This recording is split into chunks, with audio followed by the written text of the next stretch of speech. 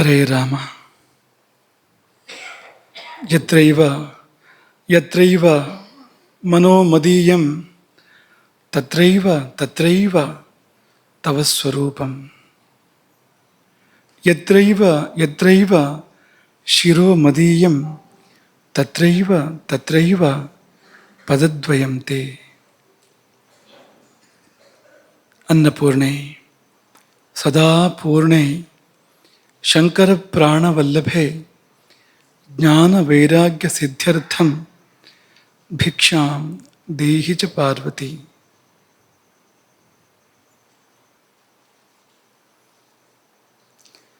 ಅನ್ನಂ ಬ್ರಹ್ಮ ಈ ಕುರಿತಾದ ಪ್ರವಚನ ಸರಣಿಯ ಮುಂದುವರಿಕೆ.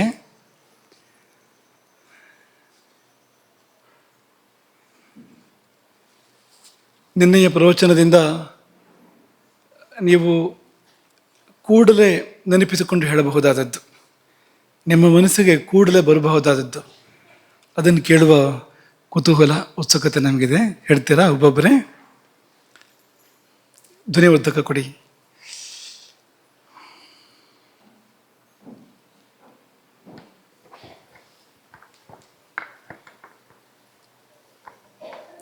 ಧಾತುಗಳನ್ನು ಸಾಮ್ಯಾವಸ್ಥೆಗೆ ತರುವುದೇ ಚಿಕಿತ್ಸೆ. ಸರಿಯಾದ ವಿಷಯ. ಧಾತು ಸಾಮ್ಯಾಪಾದನ ಅದೇ ಚಿಕಿತ್ಸೆ, ಧಾತು ಸಾಮ್ಯವೇ ಚಿಕಿತ್ಸೆ ಅನ್ನೋ ಮಟ್ಟಿಗೆ ಅದನ್ನು ಹೇಳಿದ್ದಾರೆ.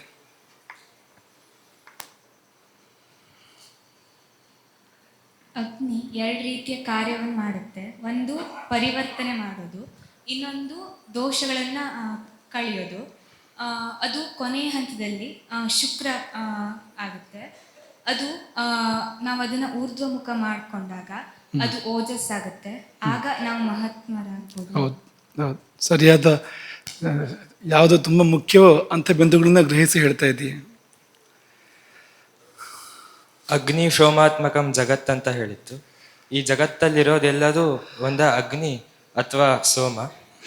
ಅಗ್ನಿ ಅಂದರೆ ಅದೇ ವೈಶ್ವಾನರ, ಸೋಮ ಅಂದರೆ ಅದೇ ಅನ್ನಪೂರ್ಣೇಶ್ವರಿ, ಅನ್ನ ಅಂತ ಹೇಳಿ. ಸರಿ ಸರಿ ಇದೆ. ತಿನ್ನು ತಿನ್ನಲ್ಪಡು ಅಷ್ಟೇ ಇರುವಂಥದ್ದು. ನಮ್ಮ ದೇಹ 7 ಧಾತುಗಳಿಂದ ಮತ್ತು ಪಂಚಭೂತಗಳಿಂದ ಕೂಡಿದೆ. ಈ ಧಾತುಗಳು ಹೇಗೆ ಒಂದಾದ್ಮೇಲೆ ಒಂದು ಬರುತ್ತೆ ಅನ್ನೋದಕ್ಕೆ ಉದಾಹರಣೆ ಕೊಟ್ಟಿದ್ರಿ. ಈಗ ಹೇಗೆ ಕೇದಾರ ಕುಲ್ಯ ನ್ಯಾಯ ಅಂತ ಹೇಳ್ತೀರಿ.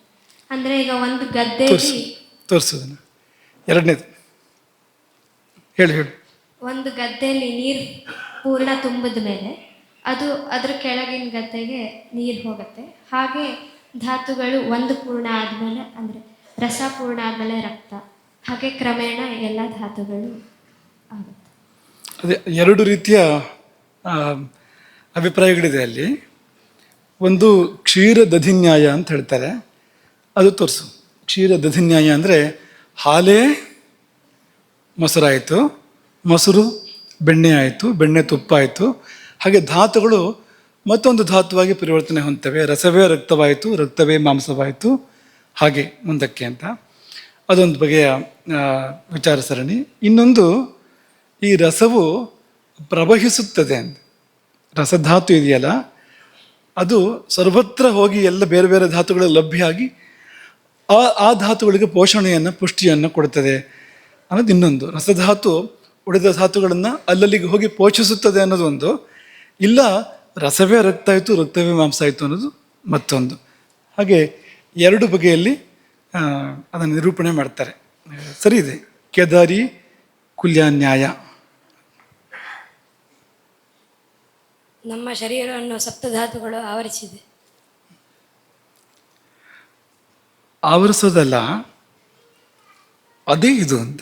ಶರೀರ ಅಂದರೆ ಸಪ್ತಧಾತುಗಳನ್ನು ಬಿಟ್ಟು ಬೇರೆ ಏನೂ ಇಲ್ಲ. ಈಗ ಆವರಿಸೋದು ಅಂದ್ರೆ ಏನು? ಮೇಲಿಂದ ಬಂದು ಮುಸುಕೋದು ಅಂತ. ಹಾಗಲ್ಲ, ಅದು ಚರ್ಮ, ಅದೊಂದು ಉಪಧಾತು.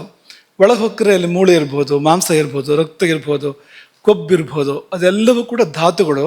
ಅದೇ ಶರೀರ. ಹಾಗಾಗಿ ಸಪ್ತಧಾತುಗಳೇ ಶರೀರ. ಸಪ್ತಧಾತುಗಳು ಶರೀರನ ಆವರಿಸುತ್ತೆ ಅಂತ ಅಂದ್ಕೊಳ್ಬೇಡ. ಸಪ್ತಧಾತುಗಳೇ ಶರೀರ. ಅಗ್ನಿಗೆ ಎರಡು ಗುಣಗಳಿದೆ. ಒಂದು ಅದು ಒಂದನ್ನು ರೂಪಾಂತರ ಮಾಡುತ್ತೆ, ಬದಲಾಯಿಸುತ್ತೆ. ಮತ್ತೊಂದು ದೋಷವನ್ನು ತೆಗೆಯುತ್ತೆ. ಹೌದು ಹೌದು.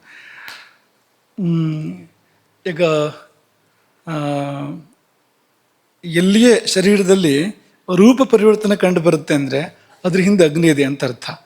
ಬೆಳವಣಿಗೆ ಕಂಡು ಬರುತ್ತೆ ಅಂದರೆ ಅದ್ರ ಹಿಂದೆ, ಬೆಳೀತಾ ಇದೆ ಅಂದರೆ ಅದ್ರ ಹಿಂದೆ ಜಲ ಇದೆ ಅಂತ ಅರ್ಥ. ಜಲಕ್ಕೆ ಬೆಳೆಸುವ ಸ್ವಭಾವ. ಅಗ್ನಿಗೆ ಬೆಳೆಸುವ ಸ್ವಭಾವವಿಲ್ಲ, ಅದು ಸುಡುತ್ತೆ, ಅದು ಸುಟ್ಟು ಚಿಕ್ಕದು ಮಾಡುತ್ತೆ. ಎಷ್ಟೋ ಬಾರಿ ರೂಪಾಂತರವನ್ನು, ದೋಷಗಳನ್ನು ಪರಿಹಾರ ಮಾಡುತ್ತೆ. ಆ ಸುಡುವಾಗ ದೋಷಗಳನ್ನು ಮುಖ್ಯವಾಗಿ ಸುಡುತ್ತೆ. ಅದು ಸರಿಯಾಗಿದ್ದರೆ, ಅಗ್ನಿ ಇರಬೇಕಾದಂತೆ ಇದ್ದರೆ ದೋಷಗಳನ್ನ ಸುಡುತ್ತೆ, ಅದು ಗುಣಗಳನ್ನು ಇಡುತ್ತೆ. ಸುಡುತ್ತೆ, ಇಡುತ್ತೆ, ಎರಡೂ ಮಾಡುತ್ತೆ ಅದು. ಹಾಗೆ ಮಾಡಿದಾಗ ಬೇರೊಂದು ರೂಪ ಬರುತ್ತೆ. ಈಗ ನಾವೇ ಎಷ್ಟೋ ದೋಷಗಳಿಂದ ಕೂಡಿರುತ್ತೇವೆ ಅಂತ ಅಂದ್ಕೊಳ್ಳಿ, ಆಗೊಂದು ರೂಪ ಬೇರೆ ಇರುತ್ತೆ ಅಲ್ವಾ. ಆ ದೋಷಗಳನ್ನೆಲ್ಲ ಕಳ್ಕೊಂಡು ಒಳ್ಳೆಯವರಾಗ್ತೀವಿ, ಆಗೊಂದು ರೂಪ ಬೇರೆ ಬರುತ್ತೆ. ಮೊದಲಿನ ರೂಪ ಢಾಕು ಥರ ಇರುತ್ತೆ ಅಂತ ಅಂದ್ಕೊಳ್ಳಿ ನೀವು. ಆ ರೂಪ ಢಾಕು ಲಕ್ಷಣಗಳನ್ನೆಲ್ಲ ನೀವು ಕಲ್ಪನೆ ಮಾಡ್ಕೊಳ್ಳಿ, ಹಾಗಿರುತ್ತೆ ಅದು.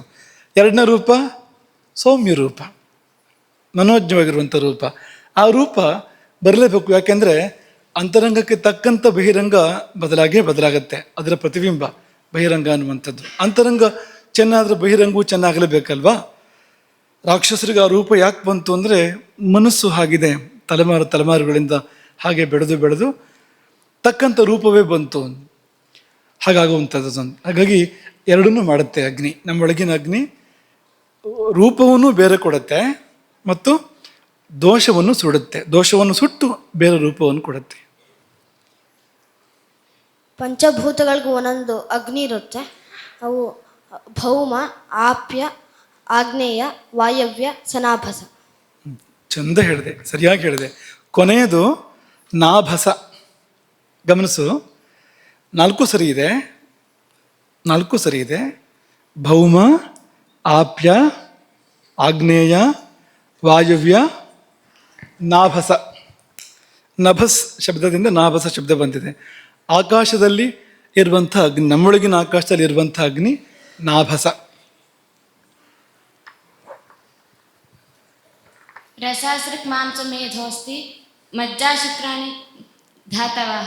ಸರಿಯಾಗಿ ಹೇಳಿದೆ. ಸಪ್ತ ಧಾತುಗಳು ನಮ್ಮ ದೇಹವನ್ನು ಧಾರಣೆ ಮಾಡಿದೆ. ಸರಿಯಾಗಿ ಹೇಳಿದೆ. ಧಾತು ಅಂದರೆ ಧಾರಣೆ ಮಾಡುವುದರಿಂದ ಧಾತು, ಅದು ಹೇಳಿದೆ. ರಸದಿಂದ ಶುರು ಮಾಡಿ ಶುಕ್ರದವರೆಗೆ ಹೇಳಿದೆ. ಶ್ಲೋಕವೂ ಸರಿಯಾಗಿ ಹೇಳಿದೆ.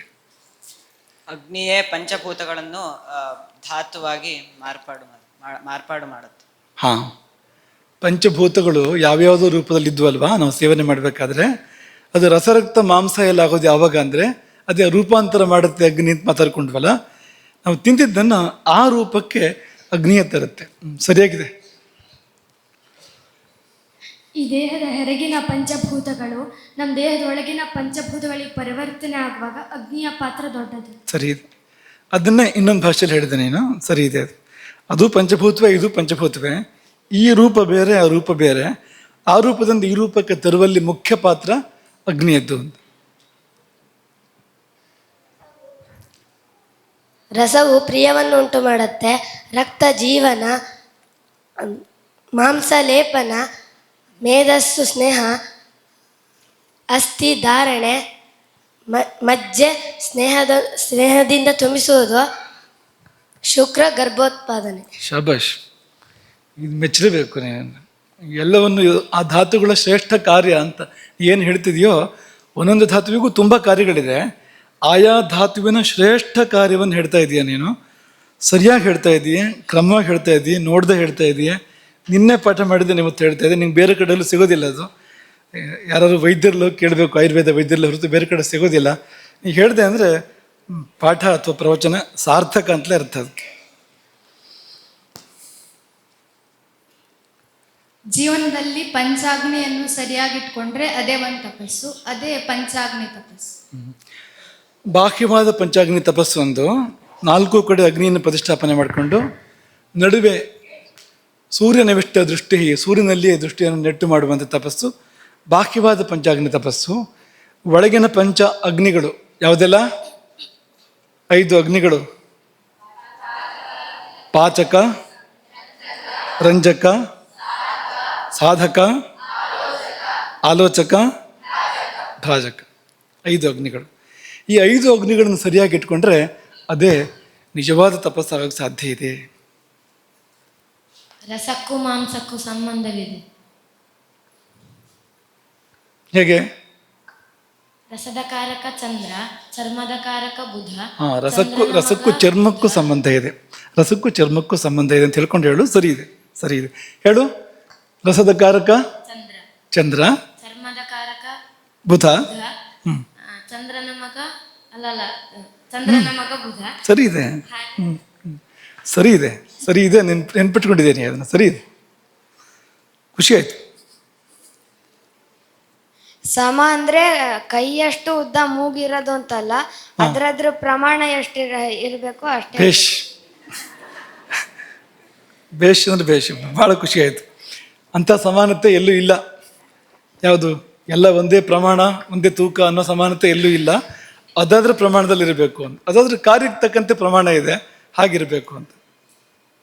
ಭೂತಾಗ್ನಿ ಮತ್ತು ಧಾತು ಅಗ್ನಿಗಳು ಸರಿ ಇಲ್ಲದಿದ್ದರೆ ರೋಗ ಬರುತ್ತದೆ. ಹೌದು. ಒಂದೊಂದು ಧಾತ್ವಗ್ನಿ ಸರಿಯಾಗಿ ಕೆಲಸ ಮಾಡದೇ ಇದ್ದಾಗಲೂ ಅದಕ್ಕೆ ಬೇರೆ ಬೇರೆ ರೋಗಗಳನ್ನ ಹೇಳಿದ್ದಾರೆ, ಅದೆಲ್ಲ ಬರುತ್ತೆ. ಪಂಚಭೂತಾತ್ಮಕವಾದ ಆಹಾರವು ಪಂಚಭೂತಾತ್ಮಕವಾದ ನಮ್ಮ ದೇಹದಲ್ಲಿ ಸೇರಿ ಚೆನ್ನಾಗಿ ಪಾಕ ಆದಮೇಲೆ ಅವರವ್ರ ಗುಣಗಳನ್ನು ಹೆಚ್ಚು ಮಾಡುತ್ತೆ. ಈ ಭೂತಾಗ್ನಿಗಳು ಆಯಾ ಭೂತಗಳ ಗುಣಗಳನ್ನು ಕೊಡ್ತವೆ. ನಿನ್ನೆ ನಾವು ಚೂರ ಹೇಳಿದ್ವು ಅದನ್ನ. ಅಂದರೆ ನಾವು ಊಟ ಮಾಡುವಾಗ ಆಹಾರ ಅದಕ್ಕೆ ಯಾವುದೋ ರೂಪ ಇದೆ, ಅಂದರೆ ಯಾವುದೋ ಬಣ್ಣ ಇದೆ, ಯಾವುದೋ ಆಕೃತಿ ಇದೆ, ಯಾವುದೋ ಪರಿಮಳ ಇದೆ, ಅದಕ್ಕೆ ಇನ್ಯಾವುದೋ ರುಚಿ ಇದೆ, ಎಲ್ಲ ಇದೆ ಅಲ್ವಾ. ಒಳಗೆ ಹೋಗಿ ಧಾತು ಆದಮೇಲೆ ಬಣ್ಣ ಬೇರೆ ಬರುತ್ತೆ ಅಲ್ವಾ. ಗಂಧ, ಅದರ ಪರಿಮಳ ಬೇರೆ ಆಗುತ್ತೆ, ಅದರ ರುಚಿ ಬೇರೆ ಆಗುತ್ತೆ.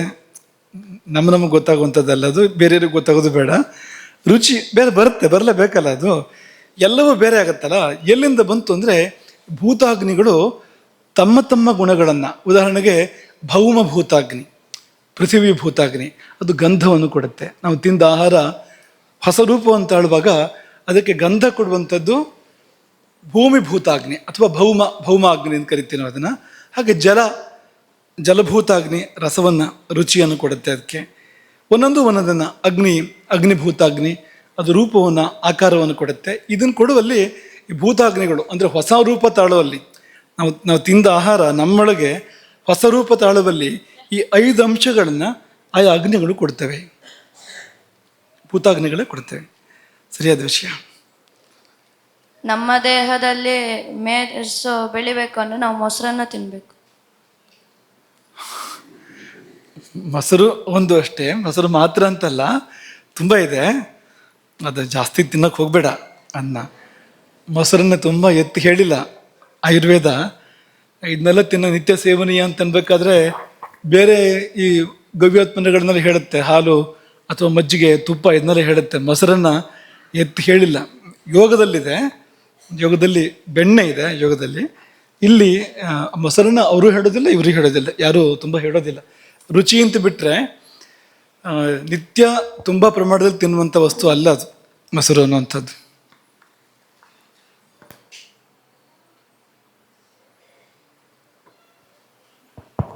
ನಮ್ಮ ದೇಹದಲ್ಲಿ 96% ಆಮ್ಲಜನಕ ಇದೆ. ಓ, 4 ಇದೆ. 4 ಸೇರಿ ಹಿಡಿದು ಸೇರಿದ್ದು 94 ಅಂತ. ನೆನಪಿದೆಯಾ 4 ಯಾವ್ದು ಅಂತ? ನೆನ್ಪು ಮಾಡ್ಕೋ ಹಾಗಾದ್ರೆ. ಆಮ್ಲಜನಕದಿಂದ ಪ್ರಾರಂಭ ಅದು.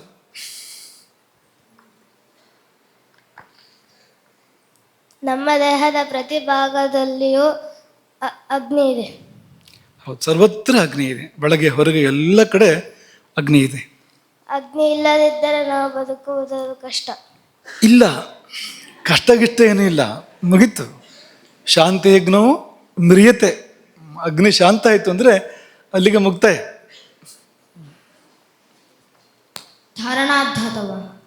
ಧಾರಣಾತ್ ಧಾರಣೆಯಿಂದಾಗಿ ಧಾತು ಅನ್ನೋ ಹೆಸರು ಬರ್ತಾ ಇರುವಂಥದ್ದು. ಅದಕ್ಕೆ ಇಲ್ಲಿಗೆ ನಿಲ್ಲಿಸ್ಕೊಳ್ಳೋಣ. 12:30.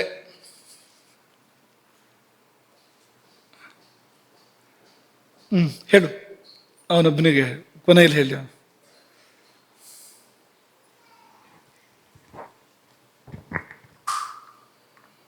ಒಂದು ಅಗ್ನಿ ಕೆಟ್ಟರೆ ಉಳಿದ ಎಲ್ಲ ಅಗ್ನಿಗಳು ಕೆಡುತ್ತದೆ. ಆ ಮೂಲ ಅಗ್ನಿ ಇದೆಯಲ್ಲ, ಯಾವುದದು? ಪಾಚಕಾಗ್ನಿ, ವೈಶ್ವಾನರ. ಅದು ಹೆಚ್ಚು ಕಡಿಮೆ ಆದರೆ ಎಲ್ಲವೂ ಹೆಚ್ಚು ಕಡಿಮೆ ಆಗುತ್ತೆ. ಅಲ್ಲಿಂದಲೇ ಅದನ್ನು ಇನ್ನೊಂದು ಚರಕ ಸಂಹಿತೆ ಇನ್ನೊಂದು ವಾಕ್ಯ ಅದಕ್ಕೆ ಕೊಟ್ಟು ಮುಂದುವರಿಸೋಣ. ಅನ್ನಸ್ಯ ಪಕ್ತ ಸರ್ವೇಷಾಂ ಪಕ್ತॄಣಾಂ ಅಧಿಪೋ ಮತಃ. ಅನ್ನಸ್ಯ ಪಕ್ತ ಅಂದರೆ ಆಹಾರವನ್ನು ಪಚನಗೊಳಿಸುವವನು ಯಾರು? ವೈಶ್ವಾನರಾಗ್ನಿ, ಜಠರಾಗ್ನಿ. ಈ ಅನ್ನಪಕ್ತ ಯಾರಿದಾನೋ ಅವನು ಸರ್ವೇಷಾಂ ಪಕ್ತॄಣಾಂ, ಉಳಿದ ಪಕ್ತೃಗಳಿದಾರಲ್ಲ, ಉಳಿದ ಅಗ್ನಿಗಳು, ಎಲ್ಲ ಅಗ್ನಿಗಳಿಗೆ ಅಧಿಪೋ ಮತಃ, ಅವನೇ ಅಧಿಪತಿ. ಜಠರಾಗ್ನಿಯೇ ಮತ್ತೆಲ್ಲ ಅಗ್ನಿಗಳಿಗೆ ಅಧಿಪತಿ. ತನ್ಮೂಲಾಸ್ತೆ, ಬೇರೆಲ್ಲ ಅಗ್ನಿಗಳು ಕೂಡ ಜಠರಾಗ್ನಿ ಮೂಲವೇ ಆಗಿವೆ. ಅದು ಸಾಧಕಾಗ್ನಿ ಇರ್ಬೋದು, ಭ್ರಾಜಕಾಗ್ನಿ ಇರ್ಬೋದು, ರಂಜಕಾಗ್ನಿ ಇರ್ಬೋದು, ಅಥವಾ ಆಲೋಚಕಾಗ್ನಿ ಇರ್ಬೋದು, ಭೂತಾಗ್ನಿ ಇರ್ಬೋದು, ಧಾತ್ವಗ್ನಿ ಇರ್ಬೋದು. ಈ ಎಲ್ಲ ಅಗ್ನಿಗಳು ಕೂಡ ಯಾವ ಅಗ್ನಿಯಿಂದಲೇ ಪ್ರವರ್ತಿತವಾಗಿವೆ? ತನ್ಮೂಲಾಸ್ತೇಹಿ. ಮಾತ್ರವಲ್ಲ, ತದ್ವೃದ್ಧಿಕ್ಷಯ ವೃದ್ಧಿಕ್ಷಯಾತ್ಮಕ. ಅಂದರೆ ಈ ಜಾಠರಾಗ್ನಿಯ ವೃದ್ಧಿಯಿಂದ ಆ ಅಗ್ನಿಗಳ ವೃದ್ಧಿ, ಆ ಎಲ್ಲ ಅಗ್ನಿಗಳ ವೃದ್ಧಿ. ಜಾಠರಾಗ್ನಿಯ ಕ್ಷಯದಿಂದ ಆ ಎಲ್ಲ ಅಗ್ನಿಗಳ ಕ್ಷಯ. ಅಂದರೆ ಆಹಾರವನ್ನು ಹೊಂದಿಕೊಂಡೇ ಎಲ್ಲವೂ ಇದೆ ನೋಡಿ. ಆಹಾರವನ್ನು ಹೊಂದಿಕೊಂಡು ಜಠರಾಗ್ನಿ ಇದೆ, ಜಠರಾಗ್ನಿಯನ್ನು ಹೊಂದಿಕೊಂಡು ಉಳಿದ ಅಗ್ನಿಗಳಿದ್ದಾವೆ. ಎಲ್ಲ ಅಗ್ನಿಗಳನ್ನು ಹೊಂದಿಕೊಂಡು ಎಲ್ಲಿ ವ್ಯವಸ್ಥೆ ಇದೆ, ದೇಹದ ಸಂಪೂರ್ಣ ವ್ಯವಸ್ಥೆ ಇದೆ. ಇದು ವ್ಯತ್ಯಾಸ ಆಯಿತು ಅಂದರೆ ಎಲ್ಲ ಒಂದು ಕಡೆಯಿಂದ ಈ ಇಸ್ಪೀಟಿನ ಎಲೆಗಳ ಮನೆ ಕಟ್ಟುತ್ತಾರೆ ನೋಡಿ, ಅಥವಾ ಆಕೃತಿಗಳನ್ನು ರಚನೆ ಮಾಡಿರ್ತಾರೆ ನೋಡಿ. ಒಂದನ್ನು ಹಿಂಗಂದ್ರೆ ಸಾಕು, ಎಲ್ಲ ಸಾಲಾಗಿ ಬಿಡುತ್ತೆ ಅಲ್ವಾ? ಆ ತರಹ ಅದು ಒಂದು ಆಹಾರ ಎನ್ನುವ ಒಂದು ಎಲೆ, ಒಂದು ಹಾಳೆ, ಅದು ಆಯ ತಪ್ಪಿತು ಅಂದರೆ ಹೋಯ್ತು ಅಂತಲಕ್ಕೆ ಎಲ್ಲ ಹೋಗ್ಬಿಡುತ್ತೆ ಪೂರ್ತಿ ಸಾಲಾಗಿ. ಹಾಗಾಗಿ ತನ್ಮೂಲಾಹ ತೇಹಿ ತದ್ ವೃದ್ಧಿಕ್ಷಯ ವೃದ್ಧಿಕ್ಷಯಾತ್ಮಕ. ಅದರ ವೃದ್ಧಿಕ್ಷಯದಿಂದ ವೃದ್ಧಿಕ್ಷಯವನ್ನು ಹೊಂದುತ್ತವೆ ಎಲ್ಲ ಅಗ್ನಿಗಳು. ತಸ್ಮಾತ್, ಆದುದರಿಂದ, ತಮ್ ಯಾರನ್ನು? ಜಠರಾಗ್ನಿಯನ್ನು, ಪಾಚಕಾಗ್ನಿಯನ್ನು, ವೈಶ್ವಾನರಾಗ್ನಿಯನ್ನು ಪಾಲಯೇತ್, ಸರಿಯಾಗಿ ಇಟ್ಟುಕೊಳ್ಳಿ, ವ್ಯವಸ್ಥಿತವಾಗಿ ಇಟ್ಟುಕೊಳ್ಳಿ, ನೋಡಿಕೊಳ್ಳಿ ಸರಿಯಾಗಿ. ಹೇಗೆ ನೋಡಿಕೊಳ್ಳೋದು ಅಂದರೆ ವಿಧಿವತ್ತು ಯುಕ್ತೈಹಿ ಅನ್ನಪಾನೇಂಧನೈಹಿ ಹಿತೈಹಿ. ಅನ್ನಪಾನಗಳ ಇಂಧನಗಳು, ಹಿಂದಿಯ ನಿಮಗೆ ಅದನ್ನು ನಾವು ಪ್ರಸ್ತಾಪ ಮಾಡಿದ್ವು. ಅನ್ನಪಾನಗಳ ಇಂಧನಗಳು ಅವುಗಳು ಹಿತವಾಗಿರಬೇಕು, ವಿಧಿವತ್ತಾಗಿರಬೇಕು ಮತ್ತು ಯುಕ್ತವಾಗಿರಬೇಕು. ಯುಕ್ತವಾದ ಅಂದರೆ ಹೊಂದಿಕೊಳ್ಳುವ, ವಿಧಿವತ್ ಹೇಗೆ ಪ್ರಕೃತಿ ವಿಧಿಸಿದೆಯೋ, ಶಾಸ್ತ್ರಗಳು ವಿಧಿಸಿವೆಯೋ ಆ ರೀತಿ ಇರಬೇಕು, ಹೊಂದಿಕೊಳ್ಳುವಂತೆ ಇರಬೇಕು, ಹಿತವಾಗಿರಬೇಕು. ಅಂಥ ಅನ್ನಪಾನಗಳ ಮೂಲಕವಾಗಿ ಪಾಲಯೇತ್, ವೈಶ್ವಾನರಾಗ್ನಿಯನ್ನು ನೋಡಿಕೊಳ್ಳಿ. ಪ್ರಯತಃ, ಸ್ವಲ್ಪ ಹಿಡಿತಾ ಇರಲಿ, ಇಂದ್ರಿಯಗಳ ಮೇಲೆ, ಮನಸ್ಸಿನ ಮೇಲೆ ಹಿಡಿತಾ ಇರಲಿ. ಯಾಕೆಂದರೆ ಅದು ತಪ್ಪಿದ ಕೂಡಲೇ ಇದು ತಪ್ಪತ್ತೆ. ಅದು ತಿನ್ನಬೇಕು, ಇದು ತಿನ್ನಬೇಕು, ಜಾಸ್ತಿ ತಿನ್ನಬೇಕು ಅದನ್ನು ಅಂತೆಲ್ಲ ಶುರುವಾದರೆ ಅದು ತಪ್ಪತ್ತೆ. ಹಾಗಾಗಿ ಪ್ರಯತಃ, ಇಷ್ಟಪಟ್ಟದನ್ನು ತಿನ್ನಬೇಡಿ ಅಂತಲ್ಲ, ಇಷ್ಟಪಟ್ಟೇ ತಿನ್ನಬೇಕು. ನೆನ್ಪಿಟ್ಕೊಳ್ಳಿ, ಕಷ್ಟಪಟ್ಕೊಂಡು ತಿನ್ನಬಾರ್ದು, ಇಷ್ಟಪಟ್ಟೇ ತಿನ್ನಬೇಕು ಅನ್ನೋದೇ ನಿಯಮ. ಅದು ಮುಂದಕ್ಕೆ ಬರುತ್ತೆ, ಅಲ್ಲಿ ವಿಸ್ತರಿಸೋಣ ಅದನ್ನು ಆ ಸಂದರ್ಭದಲ್ಲಿ. ಆದರೆ ಇಷ್ಟ ಅನ್ನೋದು ಹದ ತಪ್ಪಿ ಎಷ್ಟೆಷ್ಟೋ ಏನೇನೋ ಅನ್ನೋ ತರಹ ಆದಾಗ, ಈ ಅನ್ನಪಾನೇಂಧನಗಳು ಅಸ್ತವ್ಯಸ್ತ ಆದಾಗ ಅಗ್ನಿ ಹದಗೆಡುತ್ತೆ. ತಸ್ಯ ಸ್ಥಿತೌ ಹಿ ಆಯುರ್ಬಲ ಸ್ಥಿತಿ. ತಸ್ಯ ಸ್ಥಿತೌ ಹಿ ಅಂದರೆ ಆ ಅಗ್ನಿ ಸರಿಯಾಗಿದ್ದರೆ, ಜಠರಾಗ್ನಿ ಸರಿಯಾಗಿದ್ದರೆ ಆಯುಸ್ಥಿತಿ ಮತ್ತು ಬಲಸ್ಥಿತಿ. ನಾವು ಬದುಕಿ ಬಾಳ್ತೇವೆ ಬಾಳ ಕಾಲ ಮತ್ತು ಶಕ್ತಿವಂತರಾಗ್ತೇವೆ. ನಮಗೆ ಶಕ್ತಿ ಅದರಿಂದ, ಬಾಳಿಕೆ ಅದರಿಂದ, ಎರಡು ಕೂಡ ಈ ಅಗ್ನಿಯಿಂದ ಅಂತ. ಇಷ್ಟನ್ನು ನಿನ್ನೆ ಪಾಠದಲ್ಲಿ ತಗೊಳ್ಳೋಣ. ಮುಂದಕ್ಕೆ ಈ ಪ್ರಕ್ರಿಯೆ ಬಗ್ಗೆ ಮಾತಾಡೋಣ. ಒಳಗೆ ಹೋಗಿ ಏನಾಗುತ್ತೆ ಅಂತ. ಇಲ್ಲಿಂದ ಶುರುವಾಗುತ್ತಲ್ಲ, ಶುರುವಾದ ಮೇಲೆ ಅದು ಏನಾಗುತ್ತೆ ಮತ್ತು ಯಾರ್ಯಾರು ಏನೇನು ಮಾಡ್ತಾರೆ, ಯಾರು ಏನು ಪಾತ್ರ ವಹಿಸ್ತಾರೆ ಅನ್ನೋದನ್ನು ಸಂಕ್ಷೇಪವಾಗಿ ನೋಡೋಣ. ಊಟ ಮಾಡೋಕ್ಕೆ ಎಷ್ಟು ಹೊತ್ತು ಬೇಕೋ ಅದಕ್ಕಿಂತ ಭಾಳ ಹೆಚ್ಚು ಹೊತ್ತು ಇದನ್ನು ಅರ್ಥ ಮಾಡ್ಕೊಳಕ್ಬೇಕು. ಗೊತ್ತೇ ಆಗೋದಿಲ್ಲ, ಗುಳುಮ್ ಅಂತ ಹೋಗ್ತಾ ಇರುತ್ತೆ. ಅಲ್ವಾ? ಬಾಯಿಲಿಟ್ಟಿದ್ದನ್ನು ಗೊತ್ತು, ಜಾರಿದ್ದನ್ನು ಗೊತ್ತು, ಅಗಿದುವ ಬಿಟ್ಟುವ ಗೊತ್ತಿಲ್ಲ ಅನ್ನೋ ಹಾಗಿದೆ ಅದು ಅಂತ. ಹೋಗಿ ಆಯಿತು ಅಷ್ಟರೊಳಗೆ ಅಂತ. ಹಾಗಾಗತ್ತೆ. ಆಧುನಿಕ ಸಮೀಕ್ಷಕರು ಅದನ್ನೆಲ್ಲ ಈ ಕ್ಷಣಗಳ ಲೆಕ್ಕ ಹಾಕ್ತಾರೆ. ಎಷ್ಟು ಕ್ಷಣ ಇತ್ತು, ಎಷ್ಟು ಕ್ಷಣದಲ್ಲಿ ಇಲ್ಲಿಂದ ಎಲ್ಲಿಗೆ ಹೋಯ್ತು ಅಂತ ಲೆಕ್ಕ ಹಾಕ್ತಾರೆ. ಇಂತಿಷ್ಟು ಸೆಕೆಂಡ್ಗಳು ಅಂತ ಲೆಕ್ಕ ಹಾಕ್ತಾರೆ. ಅಷ್ಟು ಬೇಗ ಮುಗಿದು ಹೋಗುತ್ತೆ. ಆದರೆ ನಾವು ಒಂದು ಸ್ವಲ್ಪ ಗಮನಿಸಿ ನೋಡೋಣ ಏನು ನಡೆಯುತ್ತೆ ಇಲ್ಲಿ.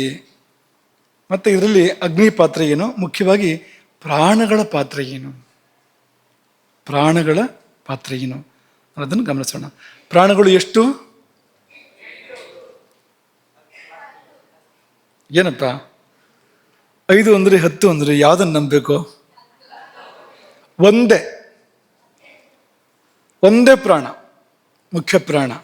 ಅದು 2 ಆಯಿತು. ಹೇಗೆ? ಪ್ರಾಣ ಮತ್ತು ಅಪಾನ ಅಂತ. ಅದು 5 ಆಯಿತು. ಪ್ರಾಣ, ಅಪಾನ, ವ್ಯಾನ, ಉದಾನ, ಸಮಾನ. ಅದೇ 10 ಆಯಿತು.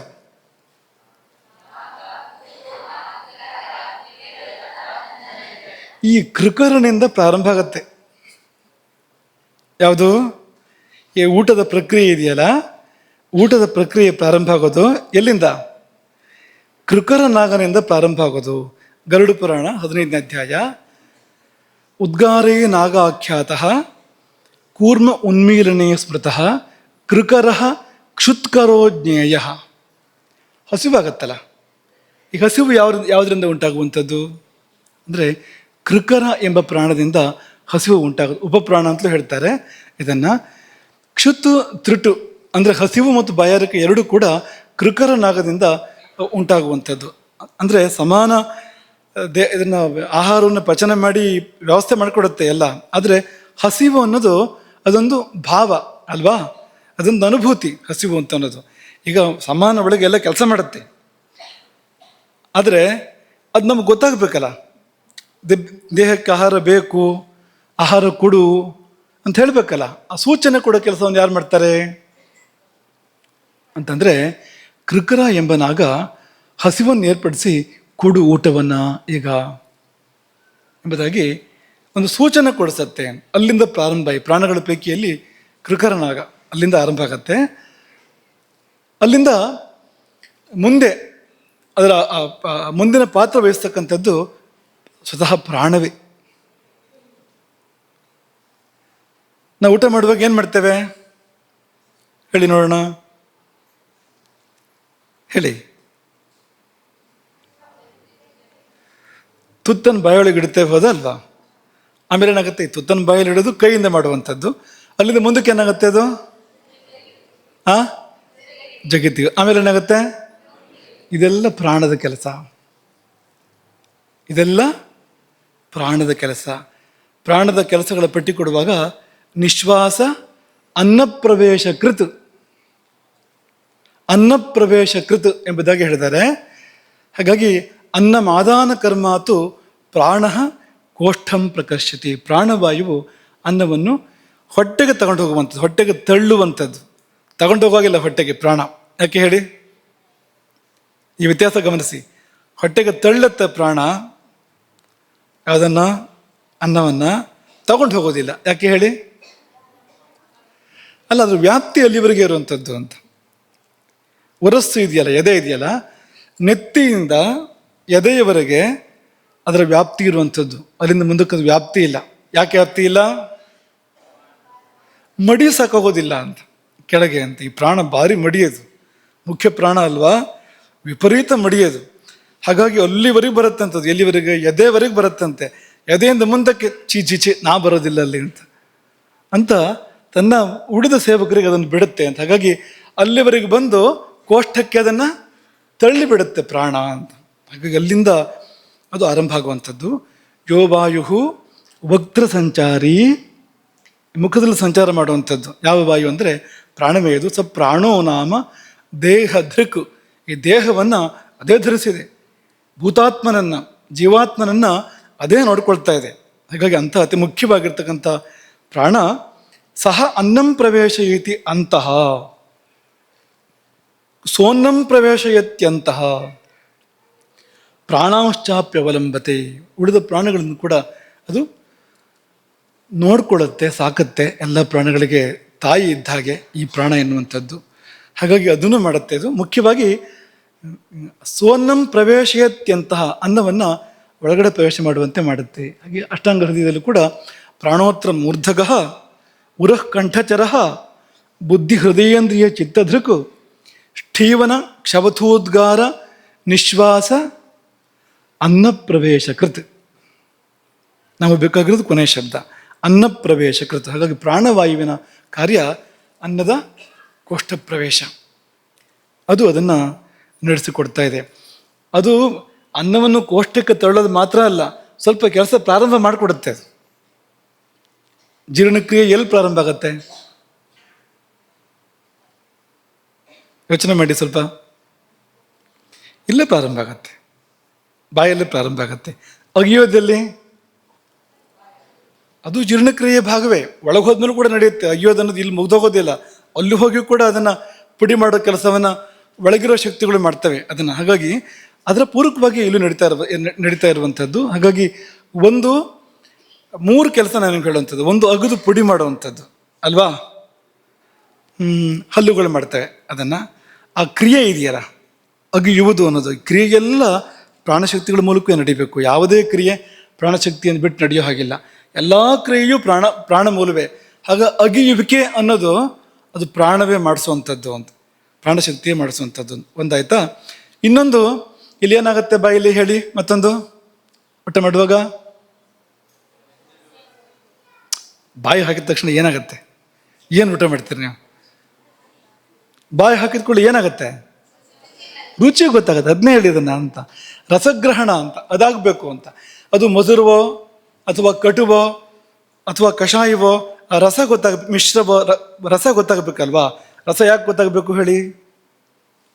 ರಸ ಯಾಕೆ ಗೊತ್ತಾಗಬೇಕು ಅಂದರೆ ಮುಂದೆ ಅಗ್ನಿ ಸಿದ್ಧ ಆಗಬೇಕು ಅಂತ.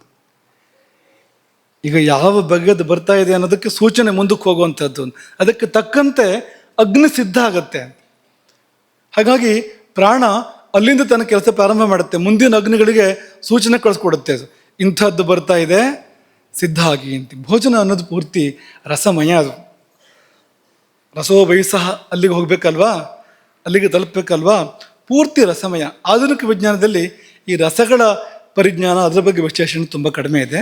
ಅದೇನು ಹೊಟ್ಟೆ ಒಳಗೆ ಹೋಗುತ್ತೆ, ಜೀರ್ಣ ಆಗುತ್ತೆ, ಬೇರೆ ಬೇರೆ ಕಡೆ ಹೋಗುತ್ತೆ, ಪರಿಣಾಮ ಎಷ್ಟೇ ಯೋಚನೆ ಮಾಡ್ತಾರೆ. ಆದರೆ ರಸಗಳಿಗೆ ತುಂಬ ಪ್ರಾಮುಖ್ಯ ಇದೆ. ಯಾಕೆಂದರೆ ಈ ರಸಗಳೇ ಭಾವಗಳಾಗಿ ಮುಂದೆ ಮಾರ್ಪಡುವಂಥವು, ನಮ್ಮ ವ್ಯಕ್ತಿತ್ವವನ್ನು ರೂಪಿಸುವಂಥವು. ನಮ್ಮ ಅಂತಃಕರಣಂತೂ ರಸಗಳ ಮೇಲೆ ನಿಂತಿದೆ ಪೂರ್ತಿ. ಅವನಿಗೆ ಎಷ್ಟು ಹುಳಿ ಅಂತ ಹೇಳ್ತಾರಲ್ವಾ, ಏನದು ಅಂತ.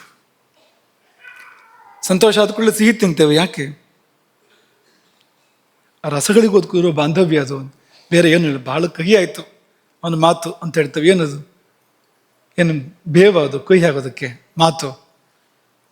ಯಾಕೆ ಕಹಿ ಆಗಬೇಕು ಅಂದರೆ ರಸಗಳಿಗೂ ಮತ್ತು ಭಾವಗಳಿಗೂ ಇರ್ತಕ್ಕಂಥ ಒಂದು ಬಾಂಧವ್ಯ, ಆ ಕಾರಣಕ್ಕೆ ಆಗುವಂಥದ್ದು. ಹಾಗಾಗಿ ಅದಕ್ಕೆ ತಕ್ಕಂತೆ ಪಾಕ ಮಾಡಬೇಕು. ಸುಮ್ಮನೆ ಜೀರ್ಣ ಮಾಡೋದಲ್ಲ, ಮುಂದೆ ಏನಾಗಬೇಕು ಅದು, ಈ ದೇಹದಲ್ಲಿ ಏನಾಗಬೇಕು, ಅದು ಮನಸ್ಸಲ್ಲಿ ಏನಾಗಬೇಕು, ಅದಕ್ಕೆ ತಕ್ಕಂತೆ ಪಾಕ ಆಗಬೇಕಲ್ವಾ, ತಕ್ಕಂತೆ ಅಗ್ನಿ ಸಿದ್ಧ ಆಗಬೇಕು. ಹಾಗಾಗಿ ಸೂಚನೆಗಳನ್ನು ಕಳುಹಿಸುವ ಸಲುವಾಗಿ ಬೋಧಕ ಕಫ ಕೆಲಸ ಮಾಡುತ್ತೆ.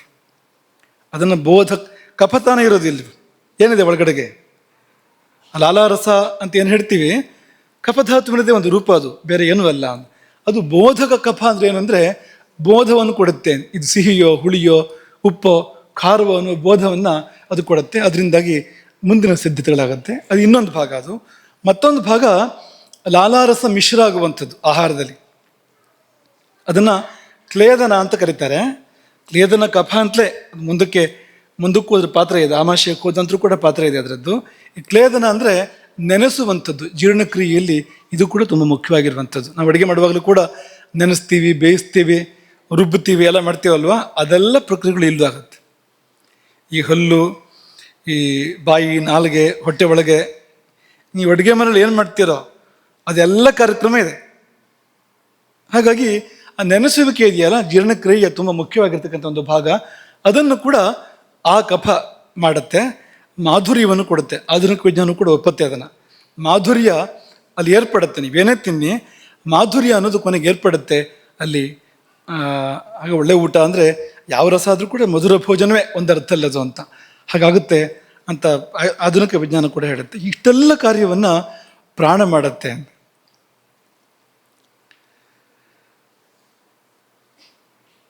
ಚೆನ್ನಾಗಿ ಅಗಿದು ತಿನ್ನಬೇಕು ನಾವು ಅಲ್ವಾ?